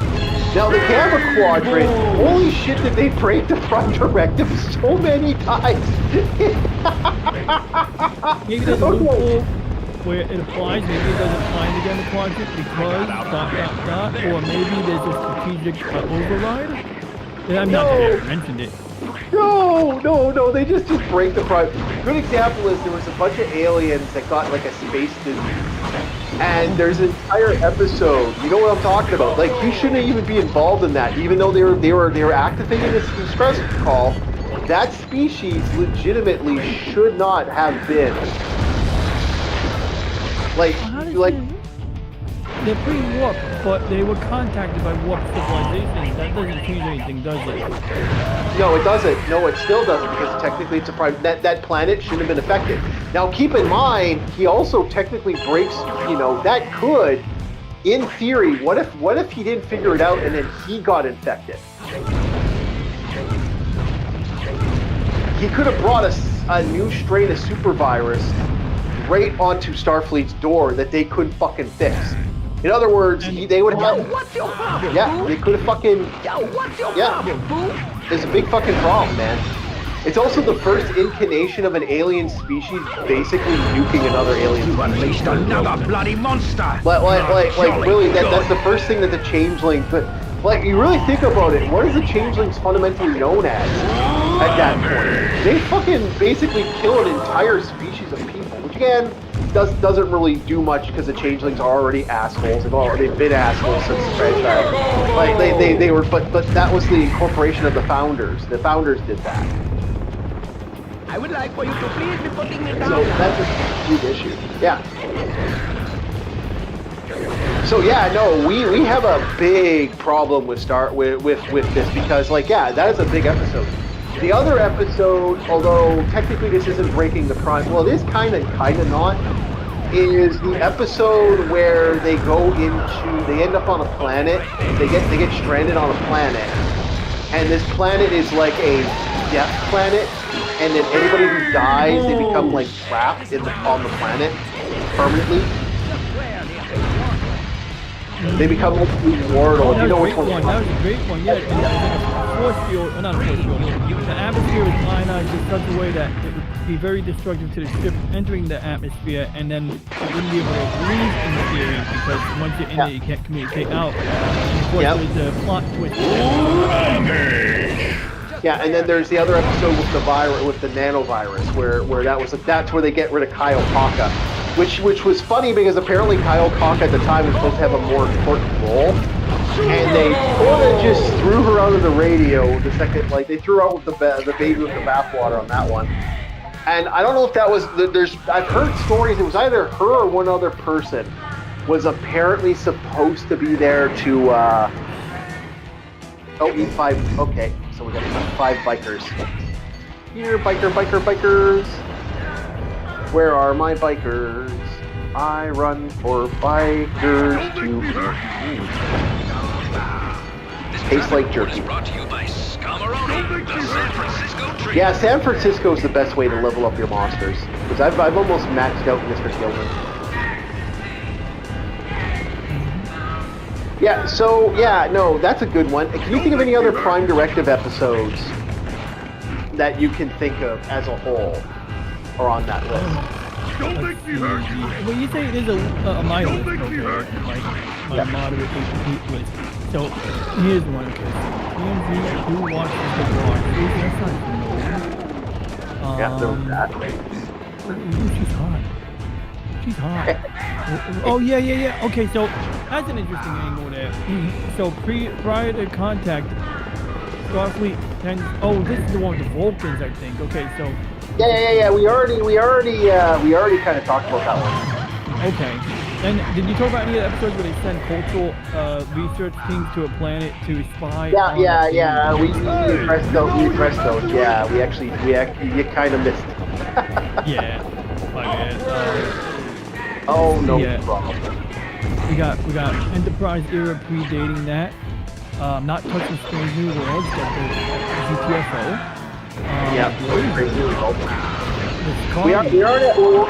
We'll get to Voyager later. Good. We're just on next gen. Yeah, we're on next gen right now. Sorry, we're on Deep Space Nine. My bad. Yeah. Okay. I was about to say. So I mean, like, at some point in Dominion War, I think the priorities shift reasonably so, but. Is it a violation of the Prime Directive to like create a virus that tries to kill genocide the changelings? I don't know if that's a Prime Directive, but that is a very un-Starfleet thing to do. That actually brings up Section 31, which is, I think, one of the most unique things that they fucked up. Thank you, fucking Kurtzman, you cocksucker. I would like for you to Anyway, I apologize. I didn't mean to get angry about goddamn fucking the asshole. Ruined Rock. Remember, Enterprise had a Section 31 episode. I mean, they did it all right. It was pretty clandestine, and although the guy did speak to Captain Archer at the end of the episode, he spoke to Reed, Lieutenant Reed, and Lieutenant Reed's like, I have none. Captain Archer. Captain Archer felt his trust violated when he saw that his man was working for this clandestine agency, and of course, even back then, it was like pretty hush-hush. Like Archer's like, hey, let's put in an inquiry, and Starfleet Command's like, yeah, no, and that was basically what Cisco, got stonewalled with. DS9 reference. What is Admiral Ross?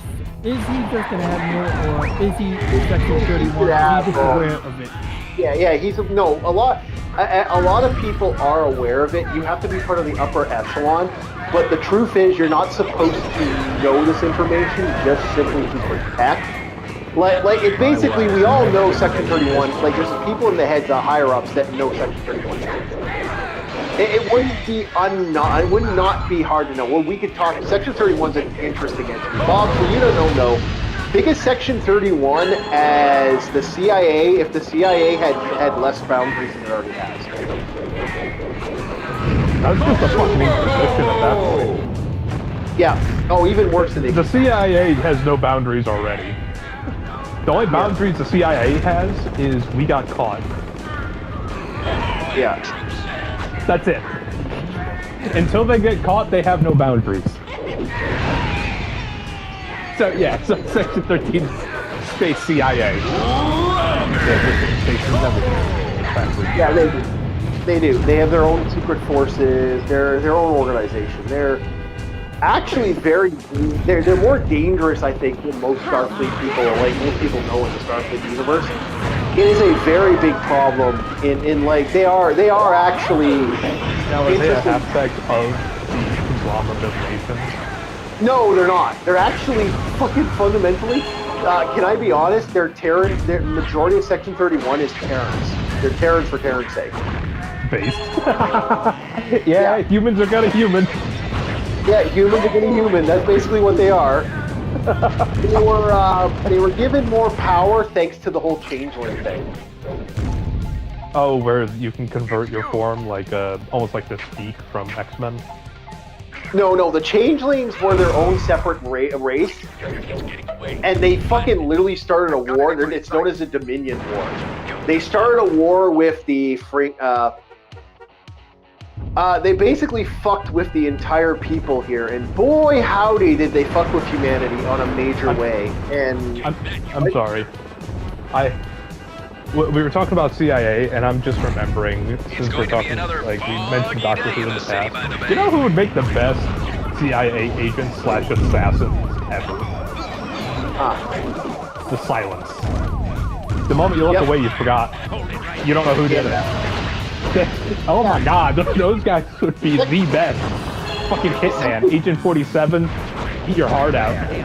Okay, unfortunately, what happened with this organization is that they unfortunately got kind of fucked over. Thank you very much. Basically, people liked them so much that a certain group, when Star Trek got bought out by that asshole Kurtzman, things kind of they kind of fell off the radar. Now they're a joke. Okay. So it was a guy like, this is popular. I'm gonna ruin it. Oh, Bob, there's a movie. They made a movie, and the movie is considered one of the worst fucking Star Trek. It's literally, a lot of people say it's the worst Star Trek movie of all time. Okay, well, I'll be honest. You guys, I think, were the first to run into this, and now look at every other fandom. People like something, let's ruin it. Yeah, don't fix it. Good. Fuck.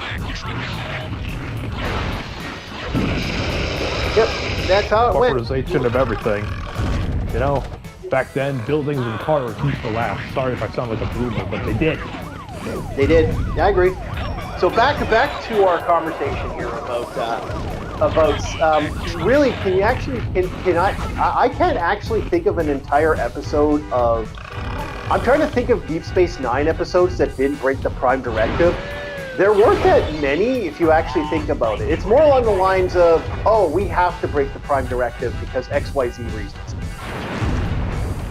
I think the Ferengi broke the Prime Directive more, but are the Ferengi subject to the Prime Directive is the question. Some would tell me if you're a victim of the Prime Directive, unless you sign some sort of contract, no.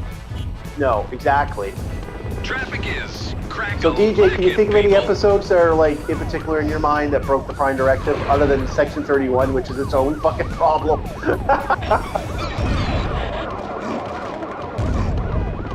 I think we lost DJ again. Hello.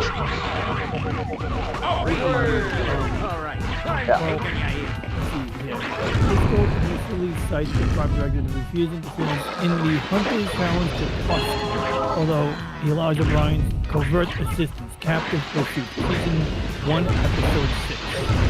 Yep, I remember that now, the Tarsk episode. Yep, and then I'm trying to remember why O'Brien. O'Brien, I remember now. And then at the end of the episode of these badass stormtroopering guys, he tries their helmets to collect the prisoner. But why did O'Brien? But that technically doesn't break the Prime Directive if you think about it, because it is already a space bear. It's yes, good point. They are literally a warped civilization. They're coming in there with high technology and doing their thing. Yeah. And then the circle. They're technically breaking their own. They're breaking the law by interfering with Starfleet's own fucking thing. It's not their law. It's breaking their own law, in a way. Like that's the problem. There's not that many Prime Directive episodes that I remember, because Next Gen kind of was the episodes that did all that. Another episode of the Next Gen is the Prime Directive. It's one of the most ultimate fuck yous in Star Trek history. I can't remember the name of it, but maybe you'll remember the name of it, DJ. It's the episode with the narcotics. Oh, yeah, TNG narcotics. Yep. That's an easy one to look up. And that one is Symbiosis. And you had the two neighboring planets, and absolutely, you had these people who needed the medicine. Hey, and I just got this Dr. shirt. Crush is like, I can synthesize them.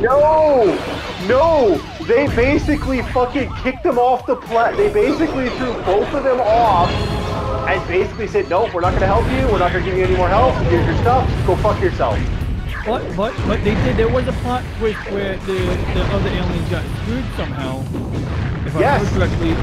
Yes, by them not giving them the parts they need to replace their ship. Their ship is going to run out, and without the supplies, they'll literally run out of stuff. So basically, he fucked them over. He fucked both of them over in the end. It's one of the biggest fuck yous. Well, I mean, at the end of the day, the bad guys aren't profiting off the industry they created, and the people who are so sick will hopefully not riot and kill each other. And that's cover it, and then they can and then they can like fix their society, and they can kick the asses of the other planet maybe eventually. Yeah, it's one of the It sounds very disruptive, but it's like, well, it's actually a decent example, I guess, of moral quandary. It's like, Crusher was ready and willing to step in and do something. Cars like, you can't do something. Don't make me hurt but they were allowed to leave both of them hanging, so it's like, yeah, both parties were unhappy, but obviously the addict doesn't realize when you stop the drug pusher from selling them the drugs that you're doing them a favor, even though as hard as it is to see in the moment.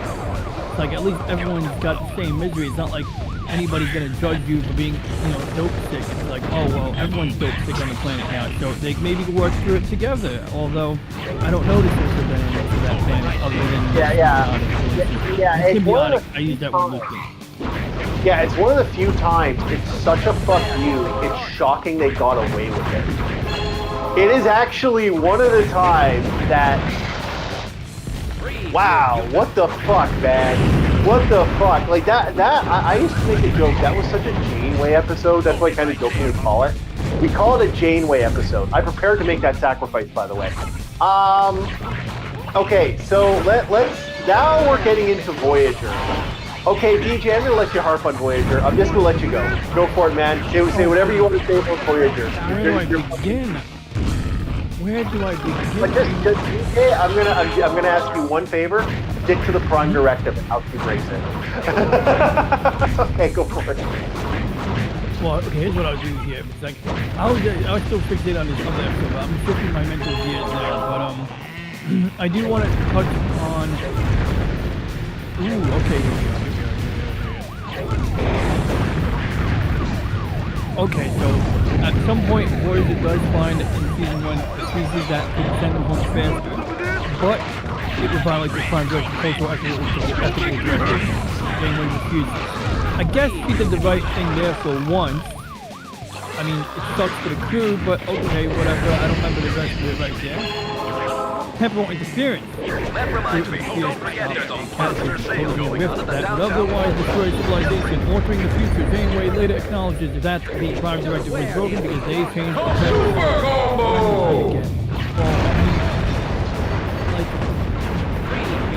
can't really complain about that one. Dakota 7 crashed into an energy barrier, protecting a primitive culture. Oh, yeah, I remember this.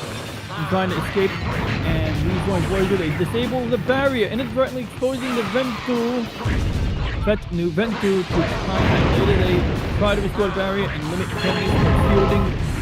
The shielding removal is itself interfered. So, question Dakota and 7 has sucked it up. Yes, technically they should have sucked it up and stayed. Yeah, that's one. And that's not Janeway's fault in this case, but she maybe should have thrown him in the brig. Blink of an eye. Because Voyager's orbit is causing. Oh, I love this. Because Voyager's orbit is causing geological effects on the planet with time dilation. Oh, it is a good one. The planet's civilization evolves rapidly under Voyager's influence, and yes, for like centuries, Voyager is seen by telescopes, and it does influence their culture. So now it's like, do we reply to the signals when they finally have the technology to message us? And I don't know, what do you guys think? So here's the quandary here. I think they were still pre-warp, but they were at a stage of development where they could at least run their equivalent of their setting program for extraterrestrial intelligence. So they know they've influenced the planet for centuries. This is an extenuating circumstance, potentially. Do you give Janeway any negative flack on this one? Well, that you can't blame her for that one. That one's kind of a hard. I agree. So now, next one, of course, we got Night Caretaker. Dispose of harmful elements. Ooh, is this the one with the antimatter? That's the Omega element. Yes. Oh, that's Omega. Okay. So let's see. Janeway violates the Prime Directive by shutting down the wormhole and preventing toxic. Oh, this is different. This one. Oh, this one's great. Okay. This isn't the one yet, but this one's actually a big deal. This involves the Maylons. Remember the Maylons? The guys who dress like astronauts and they run their whole economy is based on waste disposal, waste management, and basically their warp technology creates a ton of this nasty antimatter waste or some contaminated waste, and so they are found dumping their waste into some like rift because it's a convenient place to dump your waste because there's life living in the waste. And that is actually what I think holographic doctor plays ringtones on a tricorder to communicate with these aliens. As it says, Janeway violates Prime Directive by shutting down the wormhole and preventing toxic waste dumping that would affect certain species. And the Caretaker Janeway becomes involved and they've seen Ocampa as the one conflict and eventually destroys the Caretaker race. So there's one. Caretaker wishes to go across the galaxy, so I don't really see that as, interfering with the Caretaker. What race? What race? Ocampa, it mentions 3 races, but the Ocampa, they've seen Ocampa and Kazon. So basically in the first episode of Voyager, and the second episode, part 2 of that first episode. So basically they're waste disposal. I'm trying to look them up so I can see what they look like. That's not Blink by. That's gonna be What was the name of the race? A Malon. M-A-L-O-N, Malon, yeah. And they even offer them a piece of technology now that would allow them to eliminate the need to dump waste. When Janeway shows it to the chief engineer or the captain of the ship, we can't have this, will ruin our whole economy. Yeah. She basically, So then she denies them by closing the lip. But the Malon episode, okay, so Night Observer Janeway is so Night is actually literally brought to you by Scum Soda. And the Malon we saw again later on Voyager, although I don't think it's a Prime Directive quandaries. Let's see if I get a particularly sticky one. Sticky situations, ones that especially underscore. Now finally, on the short list of temporal/time travel episodes, violation of Prime Directive. Example, Timeless involves attempts to alter Voyager's history and future, though this is technically temporal Prime Directive rather than classic Prime. Oh, okay, screw that. Okay, here we are. So we know about Caretaker. Ooh, Tuvix. Is that not a Prime Directive episode? That's not a Prime Directive episode. I don't know.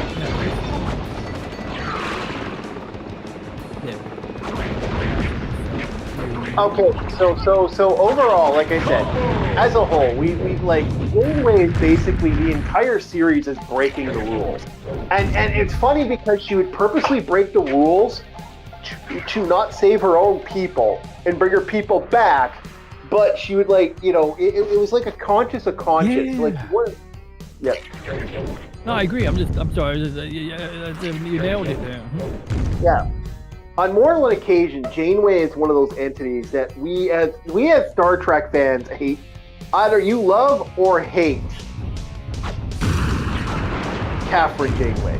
It's either or. I don't know if anyone agrees with that, but that character's always been a very hated entity of the Star Trek universe. She's actually considered more hated. Like, it's funny because, she just, the things that her as a character has done. Like the joke, I prepared to make that sacrifice. Do you know how many times she threatens to blow up her ship? Multiple times. Oh yeah, I think it was 20, if I remember correctly, through the whole series.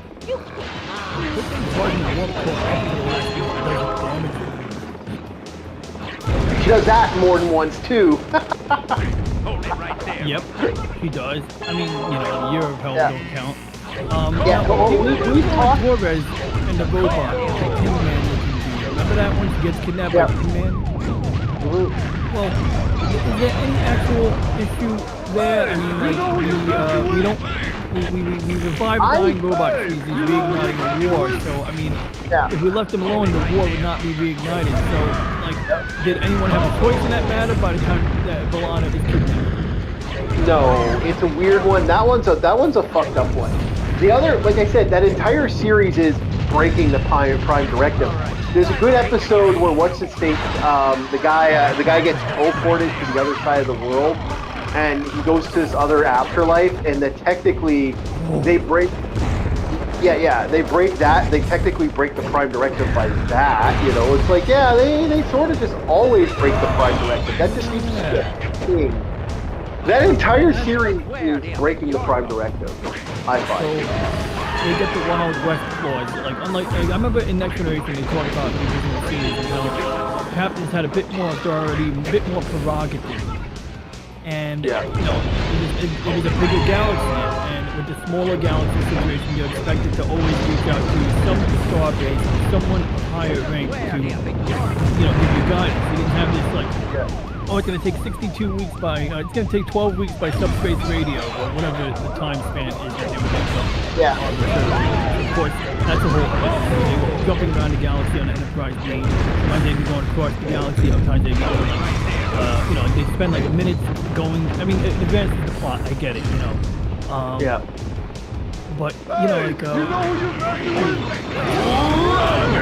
Well, here's the thing. It's funny because Next Gen has more episodes, I would say, of them functionally, like them dealing with the Prime Directive in a real way. Where Deep Space Nine just kind of seems to skirt around it, and then Voyager just fucking throws that out the window. There is no, like, they trade with so many so many people. And that's sort of wrong on every level, because by doing that, you are in all intents and purposes breaking the rules for the Prime Directive. And they do just kind of, that's all they do is break the Prime. They give so much replicator technology to people. Like, that is something, like, they give warp technology away. They give so much tech to respawn their ship. And they turn some, like, and you know, they shouldn't be dealing with so many species like that. There should be ships just passing in the wind. And they really do just cheat the rules on more than one occasion. Now, sometimes it's not like they could do anything about it, but in Voyager, they just break the rules.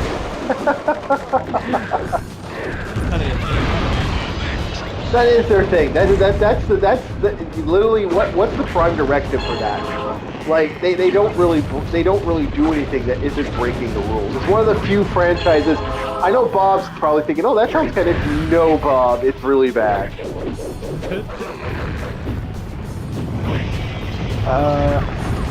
It's considered, out of the original Star Trek out of the Next Gen world, basically the Next Gen world of the universe, Voyager's considered the weakest.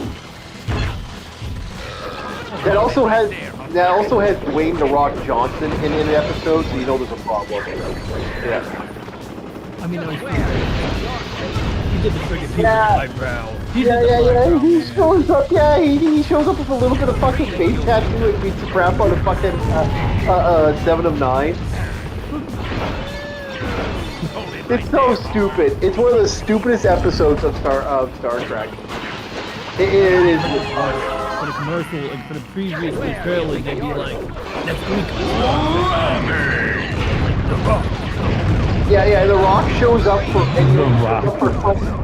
Yeah. I'm not lying. The Rock, the actual wrestler from. On next episode of Dragon Ball Z, Dwayne "The Rock" Johnson. He's just like a fucking super He doesn't do anything, and he doesn't. He shows up for 5 minutes, and that's the end of The Rock. That is literally his fucking equivalent to this fucking thing. It's one of the stupidest episodes of the Next Gen franchise. And he did the eyebrow. Go ahead. Was that just for like a wrestler cameo at the time? Yes.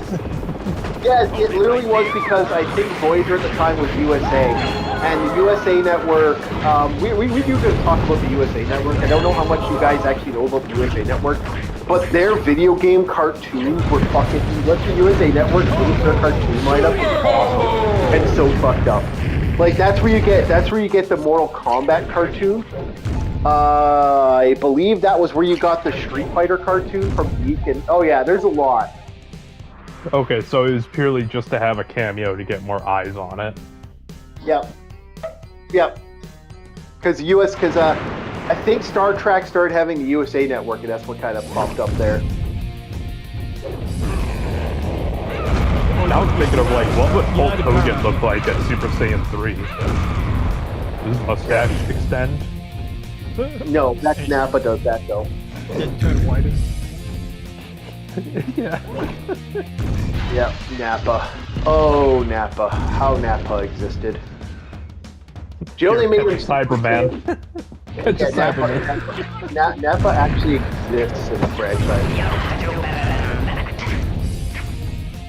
I can't believe they made Nappa Super Saiyan, by the way. Wait, he wasn't? No, he's never Super Saiyan, but they have made a Super Saiyan Nappa now in one of the franchises. They actually made him Super Saiyan apparently. They kind of bring him back. They sort of bring him back. I think it's Sparking Zero is the episode where Nappa kind of makes more of an appearance. Oh, Nappa. Star Trek is most. But Voyager is the hated franchise. I find if you want to talk about a franchise that is hated, it is Voyager. It's up there with Enterprise, which is actually considered the most hated franchise of the original Star Trek. Can I be honest? I never thought we'd get to worse than. I never thought Star Trek would get so bad. Like, I mean, Discovery's awful. Picard is fucking. Because Picard literally steals shit from Gundam and Macross for fuck's sake. There's nothing original with. Yeah. Is that the space flower? I think that's Macross that had that. Yeah, no, it's fucking bullshit.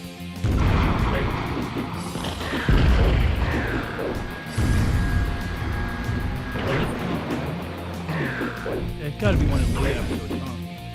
That's one of the later franchises has the space flower. If I remember correctly, it was Macross that had that. I think that was the one with the I can't remember the name of the girl now, but yeah, she was in the. It's been a while since, but yeah, I can't remember the name of her. Is it Mylene, the pink-haired girl? I can't remember. Asking me about that is hard. I know the tech and that's it. I really hate this thing, by the way. And we still gotta, like I said, there's lots of sci-fi to talk about. Like, I don't know how much you know about Bubblegum Crisis, but there's that shit we gotta talk about one of these days. And their power armor. Because we are gonna talk power armor one of these days. And I think we are gonna, I don't know what you guys want to do next week for Space Geeks. Do you guys want to talk power armor?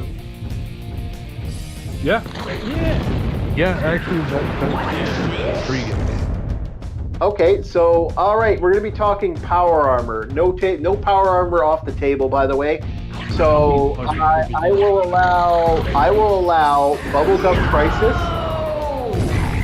I'm gonna say it has to be power armor, but Bubblegum Crisis. That was gonna be my joke pick. Was Bubblegum Crisis? What? That is power armor. I know, but that was gonna be my joke pick. You took it right off my lips. Like, fuck. I was gonna sideline somebody with that. Oh, well, there's Burn-Up's power armor, technically. Now, this will also be probably dipping into, is it power armor or is it... No, we're not gonna go. We're just gonna talk about the fun that is power armor. We're gonna just have a blast and talk about different power armors and which ones we like, which ones we don't like, which ones are overcompensated shit. Do you think you could jump into the power armor conversation, DJ? Is this something you can do? Oh hell yeah! I got Starship Troopers in mind. And I read the book. Like, I'm talking about that power armor. Wait. We do have a more. Okay.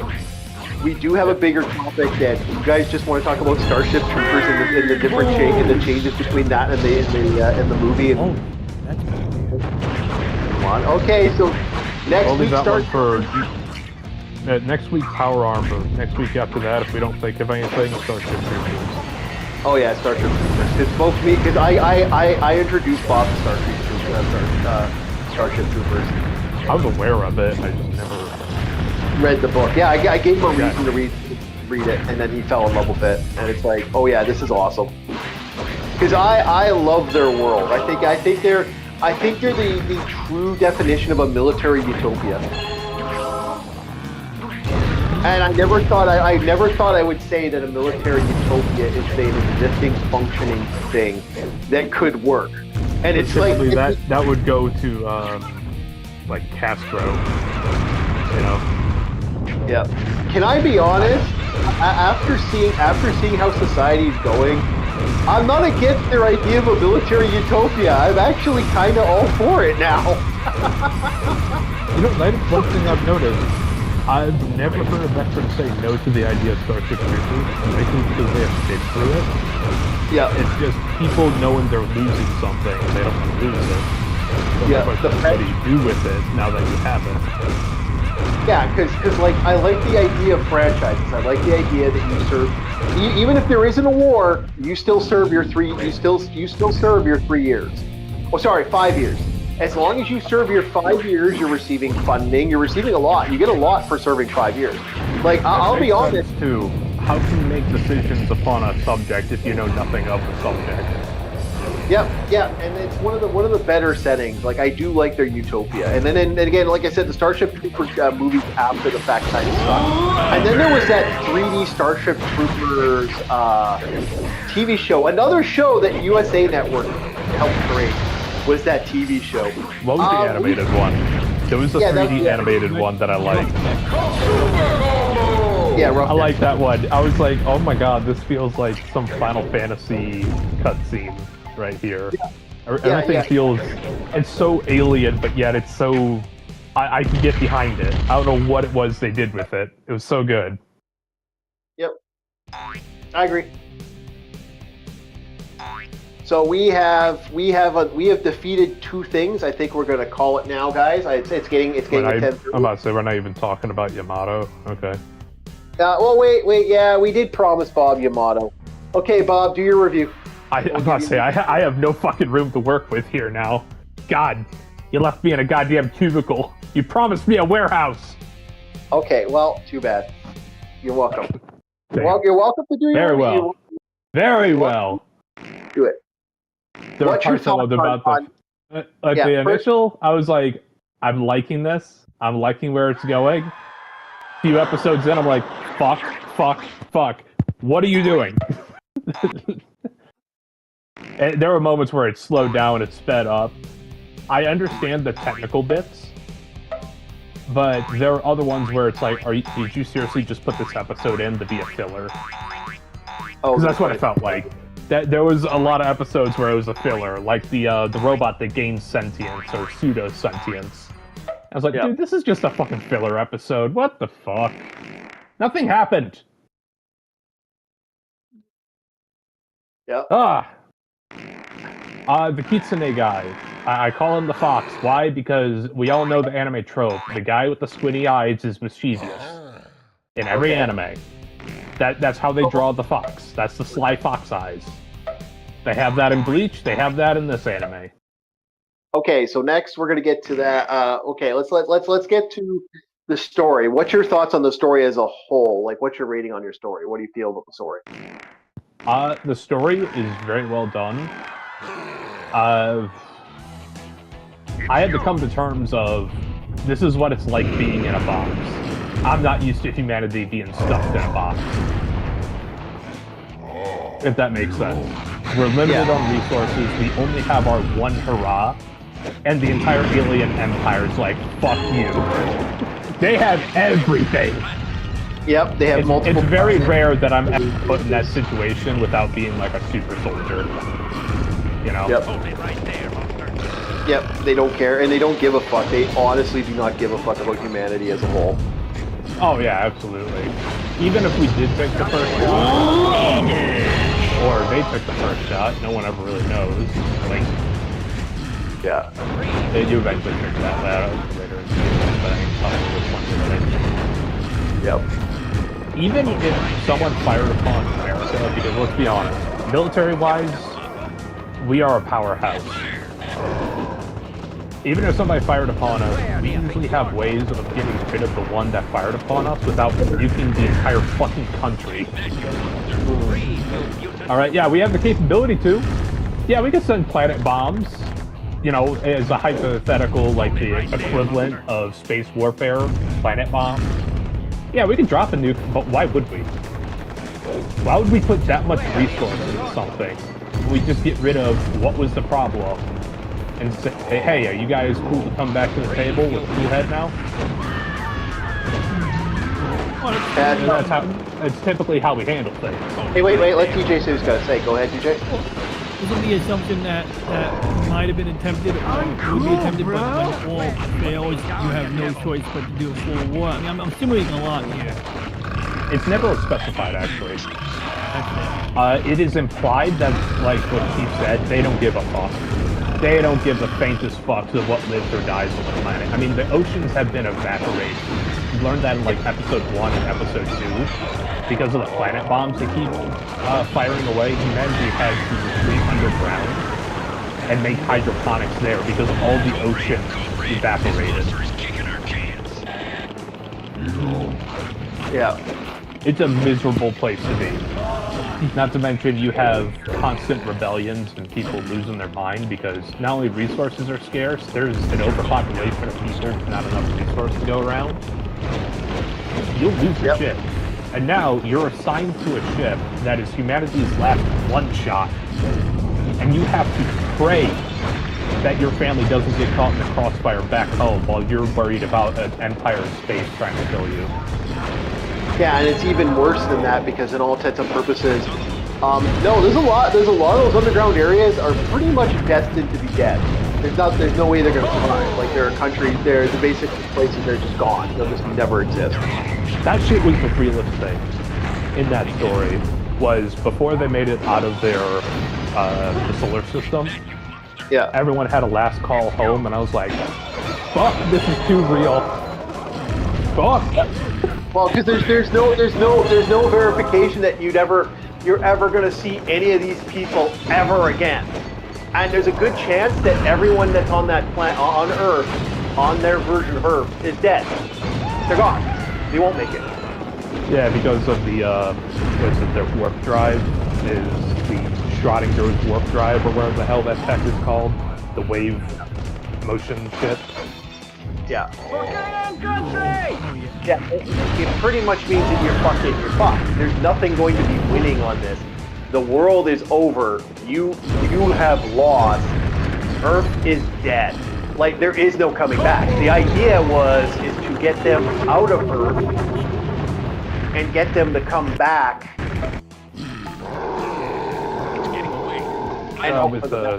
With a piece of tech that they can hopefully replicate, which is why they're going to Iskandar. Yeah. Meanwhile, the Gamalas are... the Gamalas were odd. They were very odd. They are what I would consider the definition of prey society. Yep. Prime reason is because, what was it? I forget the guy who wrote it. But there's prey and predator societies.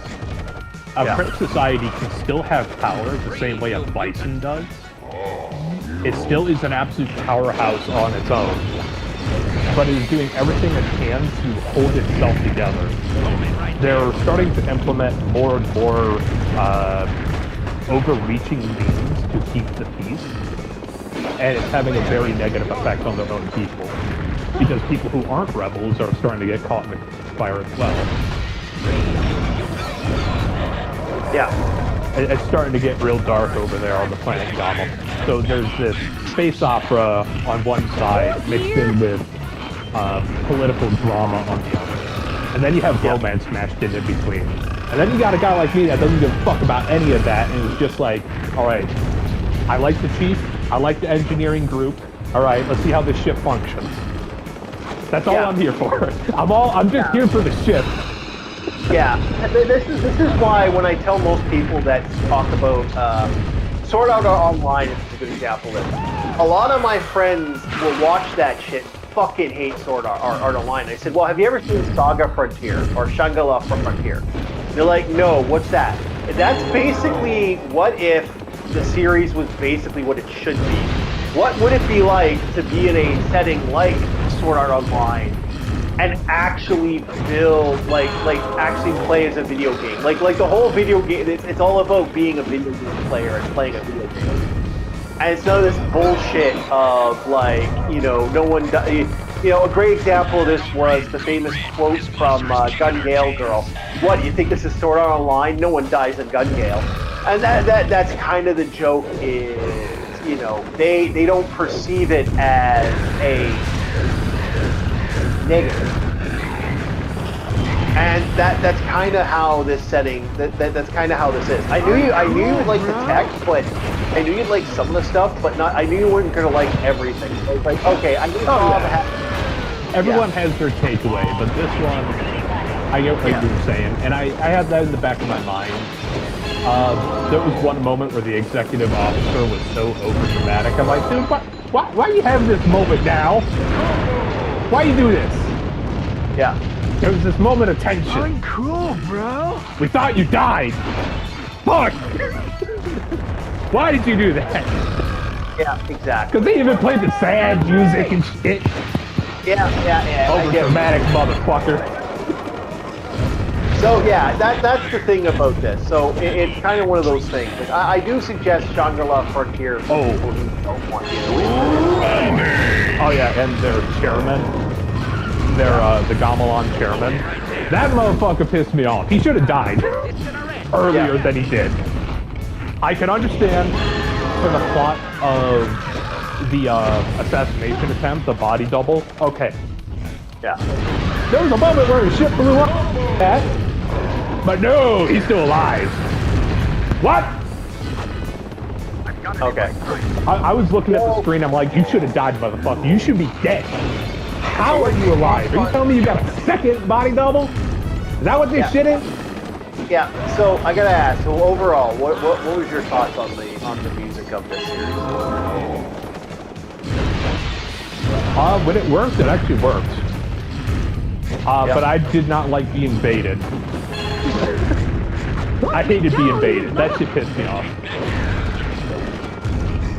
Like I said, when the EXO had his dramatic moment, I was like, oh no, one of the good characters. He's actually one of the good characters. He's like Yamato's version of Spock. Wait, I thought you were... Wait a minute, Ralph. I thought you were dead. Nope. Okay. Yeah, that. It was that shit. And they were playing the sad music. The guy's banging on the door. You know the scene has tension. You know this is actually going to be a character-defining moment. This man's risking his life to open a gate to allow the Yamato to get even closer to Iskandar. What happens? Door opens. They don't see him. Turns out he's alive. He just jumped in the water because Zerons have a hard time passing through water. And I'm like, you did that. What the fuck? Who played the music? Okay. Why did he give his final speech? Okay. So overall, Bob, what's your thoughts? Give me a rating from 1 to 10. For the first season, I will give it a 5.5 to 6 out of 10. Granted, there are people who could enjoy the romance, maybe the drama a little more. I know there are people that like soap operas. It got overly dramatic and it got real wishy-washy. But the real stuff, I got. The final call home. I get that. I understand that. That shit was real. Whenever the chief had talks with the captain, whenever he had free time, the engineering chief, because they're both old men and they realize the responsibility they have, that was real. I understand that perspective. Because I talked to old heads that had that same mindset. You know what it reminded me of? There's that scene in Starship Troopers where the guy, the guy who's training people legitimately has a moment where he's like, he fucks up, and one of the guys accidentally gets off, like, you know, almost knocks him out, and he's like, "Fuck! I should have realized he's gonna do that and shit." Mm-hmm. And that was a good. That kind of reminded me of that scene from the book Dark Troopers. Yeah, okay. I was gonna say, that's what I loved about the book. There's so much crap in the book that, like, it wasn't Marxist propaganda mocking the, high world building, and yeah, it's so deep. It is deep. We got another person who's gonna be opposing our military base, opposing our system. Yeah. So yeah, I kind of. I gotta ask you, Trekkie, something. Out of all the vessels that are in the universe, do they have void submarines? No. Why? That was the coolest thing that the Gamelons had, was that, like, phase submarine that went into the space between spaces as it's submerging. And they would have a pocket open in real space where the periscope would be down. And they would send phase missiles through it. Basically like phase torpedoes. I was like, that shit's fucking cool. Yeah, that is really cool. I think it started to add something like, it had transphasic fielding, but it didn't make the ship invisible or anything like that. And of course, you have various types of cloak, but the ship was still in our space-time at the whole time. So if you can get a torpedo to track it like in Star Trek 6 when they used all that purpose for cataloging gaseous anomalies, you know, Aurora and someone else were like, it must have a tailpipe, and that's basically how they shot the Klingon bird of prey. In fairness, that was the only Klingon bird of prey at the time that could shoot torpedoes while cloaked, so it's not entirely unreasonable that it would produce some kind of emission, you know, operating, although I would imagine that it wouldn't necessarily produce gas unless it was firing, although that guy was firing a lot of torpedoes because he thought he was appropriate. So, yeah, I mean, wherever that torpedo mission comes out, there's probably a puff of gas there. If you don't change your position quickly enough, I don't know. I will say, the only Gamelons I actually liked was the entire crew of that submarine. They're cool-headed, they're calculated, and they're efficient at their job. And they realize, I don't need to chase. Let's pull off. Hold it right there, Buster. That's like the mark of submariner crew, submariner crew, as they say amongst themselves. Submariner. Time and time again with like U-boat commanders, you see that even with the IJN. You gotta have your ship to survive this submarine. Like I watched this guy named H.I. Sucking, he's I think, and he like talked about like intelligence stuff, like open source intelligence about submarines and things of that nature, like spycraft and underwater vehicles. And he concluded that anytime, a lot of times when there's a submarine that only has a 2-man crew, they often perish because apparently it's just that difficult to manage the operation of a vehicle, that complexity of whatever it is. It's just like things slip through the cracks and they get stuck underwater, or they run out of air, or they get snagged on something. You need a little bit more of a crew, and they need to be professionals. Yeah, there's a lot of psychological things you have to go through before you become a submariner or be greenlit. Like, you have to pass a few mental exams. And the only reason they pulled off is because the Yamato had like that shot out their periscope, the thing that they were able to visibly see with. And that's when the guy's like, okay, 100 doesn't change. Yep. All right. So yeah, overall, what do you want to rate Yamato before we call the stream? I'll rate the show itself. Like I said, 5.5 to a 6 out of 10. I'll rate the ship Yamato at 8 out of 10 for the level of detail. Yeah. I'll rate the Gamelon fleet a good solid maybe 7 out of 10 because they had some pretty cool vessels. The submarine itself, straight 10 out of 10. Because like you guys said, you don't know of any craft that goes into space as a form of submersion there are and hiding itself. Yeah, like you're in the same battle zone as another ship, and you just can't see this one because it technically doesn't exist. But it does. There are stuff that does that. I just can't remember the name of it off the top of my head. And the most famous episode of something that did that was the phasic cloaking that was found in Next Generation, where they had they phased through an asteroid. Yeah, these guys could probably do that too, to my understanding. It's just re-emerging from that. You want to make sure there's no physical matter. Yeah. But yeah, that shit's fucking cool. Absolute 10 out of 10 for the space submarine. Okay. So overall, you just liked the series. It was okay. It was just, but the series itself, you enjoyed it. You enjoyed a lot of the cool stuff that they did. And all right, so overall, you had a blast. It was definitely worth it. So I guess we got to get Bob to watch Shangri-La Frontier now. Last time I heard Shangri-La, it was relating to mobile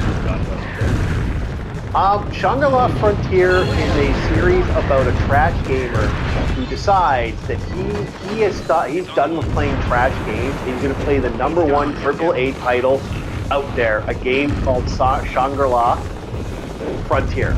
And it is Sword Art Online without the bullshit that was Sword Art Online. Oh yeah, no random creepy rape scenes and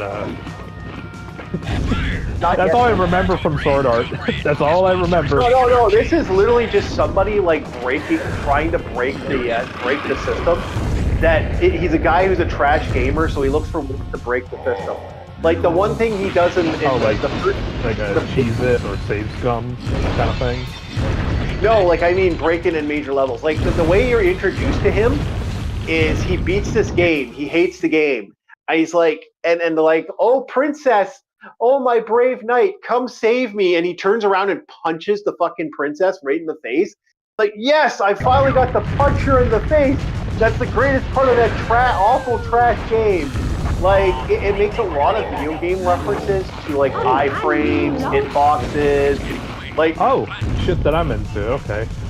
Yeah, because iframes and hitboxes are a big thing for me. I'm bad at fighting games, but I can understand what's going on. Okay, so Bob, next Shangri-La Frontier. I'm on episode 5. You'll probably beat me if you watch longer than me, because I'm only watching it while I work out, and that's kind of where I kind of have that. Hey, I'm working out today. Okay, I'm gonna watch it. I've been doing that while working out. That's kind of like my thing to work, to work out and exercise. I need something to do while I'm exercising. So, yeah, I think we're gonna call it here. I think I'll finish this last zone. You know what? Fuck it. We don't care. We'll watching you play. What? It's fun watching this game. I used to play this on a 64. I always had a blast knocking buildings up, down, and stuff. Yeah, this is the last Rampage game where they made that wasn't a crappy arcade game. This was a great. This was fun, guys. I absolutely had a blast. I hope you had a blast. If you did, like, subscribe, and join in the chat. We are part of a retro and fun retro community that is a part of a lot of groups here. You can find their descriptions in the links. You have yourself Ars 218. LDP, I believe, runs stuff. You have LCX, an artist and a friend of the channel. You have Mitch Maddox, who does reviews. You have DJ Ronnie, who I believe runs his stuff on Mondays, isn't it? Monday show on Thursday. Okay. And you got Bob the Marauder, who's on some stuff. We also have Captain Rum Panda. We have quite a few people on here. The horde is getting bigger, boys. And we need that horde. We don't need the streamer horde to get bigger. The people who are on the stream, we need the actual horde. We got to build this horde up, guys. We want the numbers. We're at 388. We need more. Thank you very much, RS218. We raid Logan if you want. I believe he's running right now. Thank you, everybody, and have yourselves a very good night. Thank you very much, DJ Ronnie. Thank you very much, Bob the Marauder. Thank you very much, RS218, and thank you very much, Starfleet in Exile, who had to leave to go to bed because he has to get up in the morning. See you guys later, and have yourselves a very, very good night. Bye.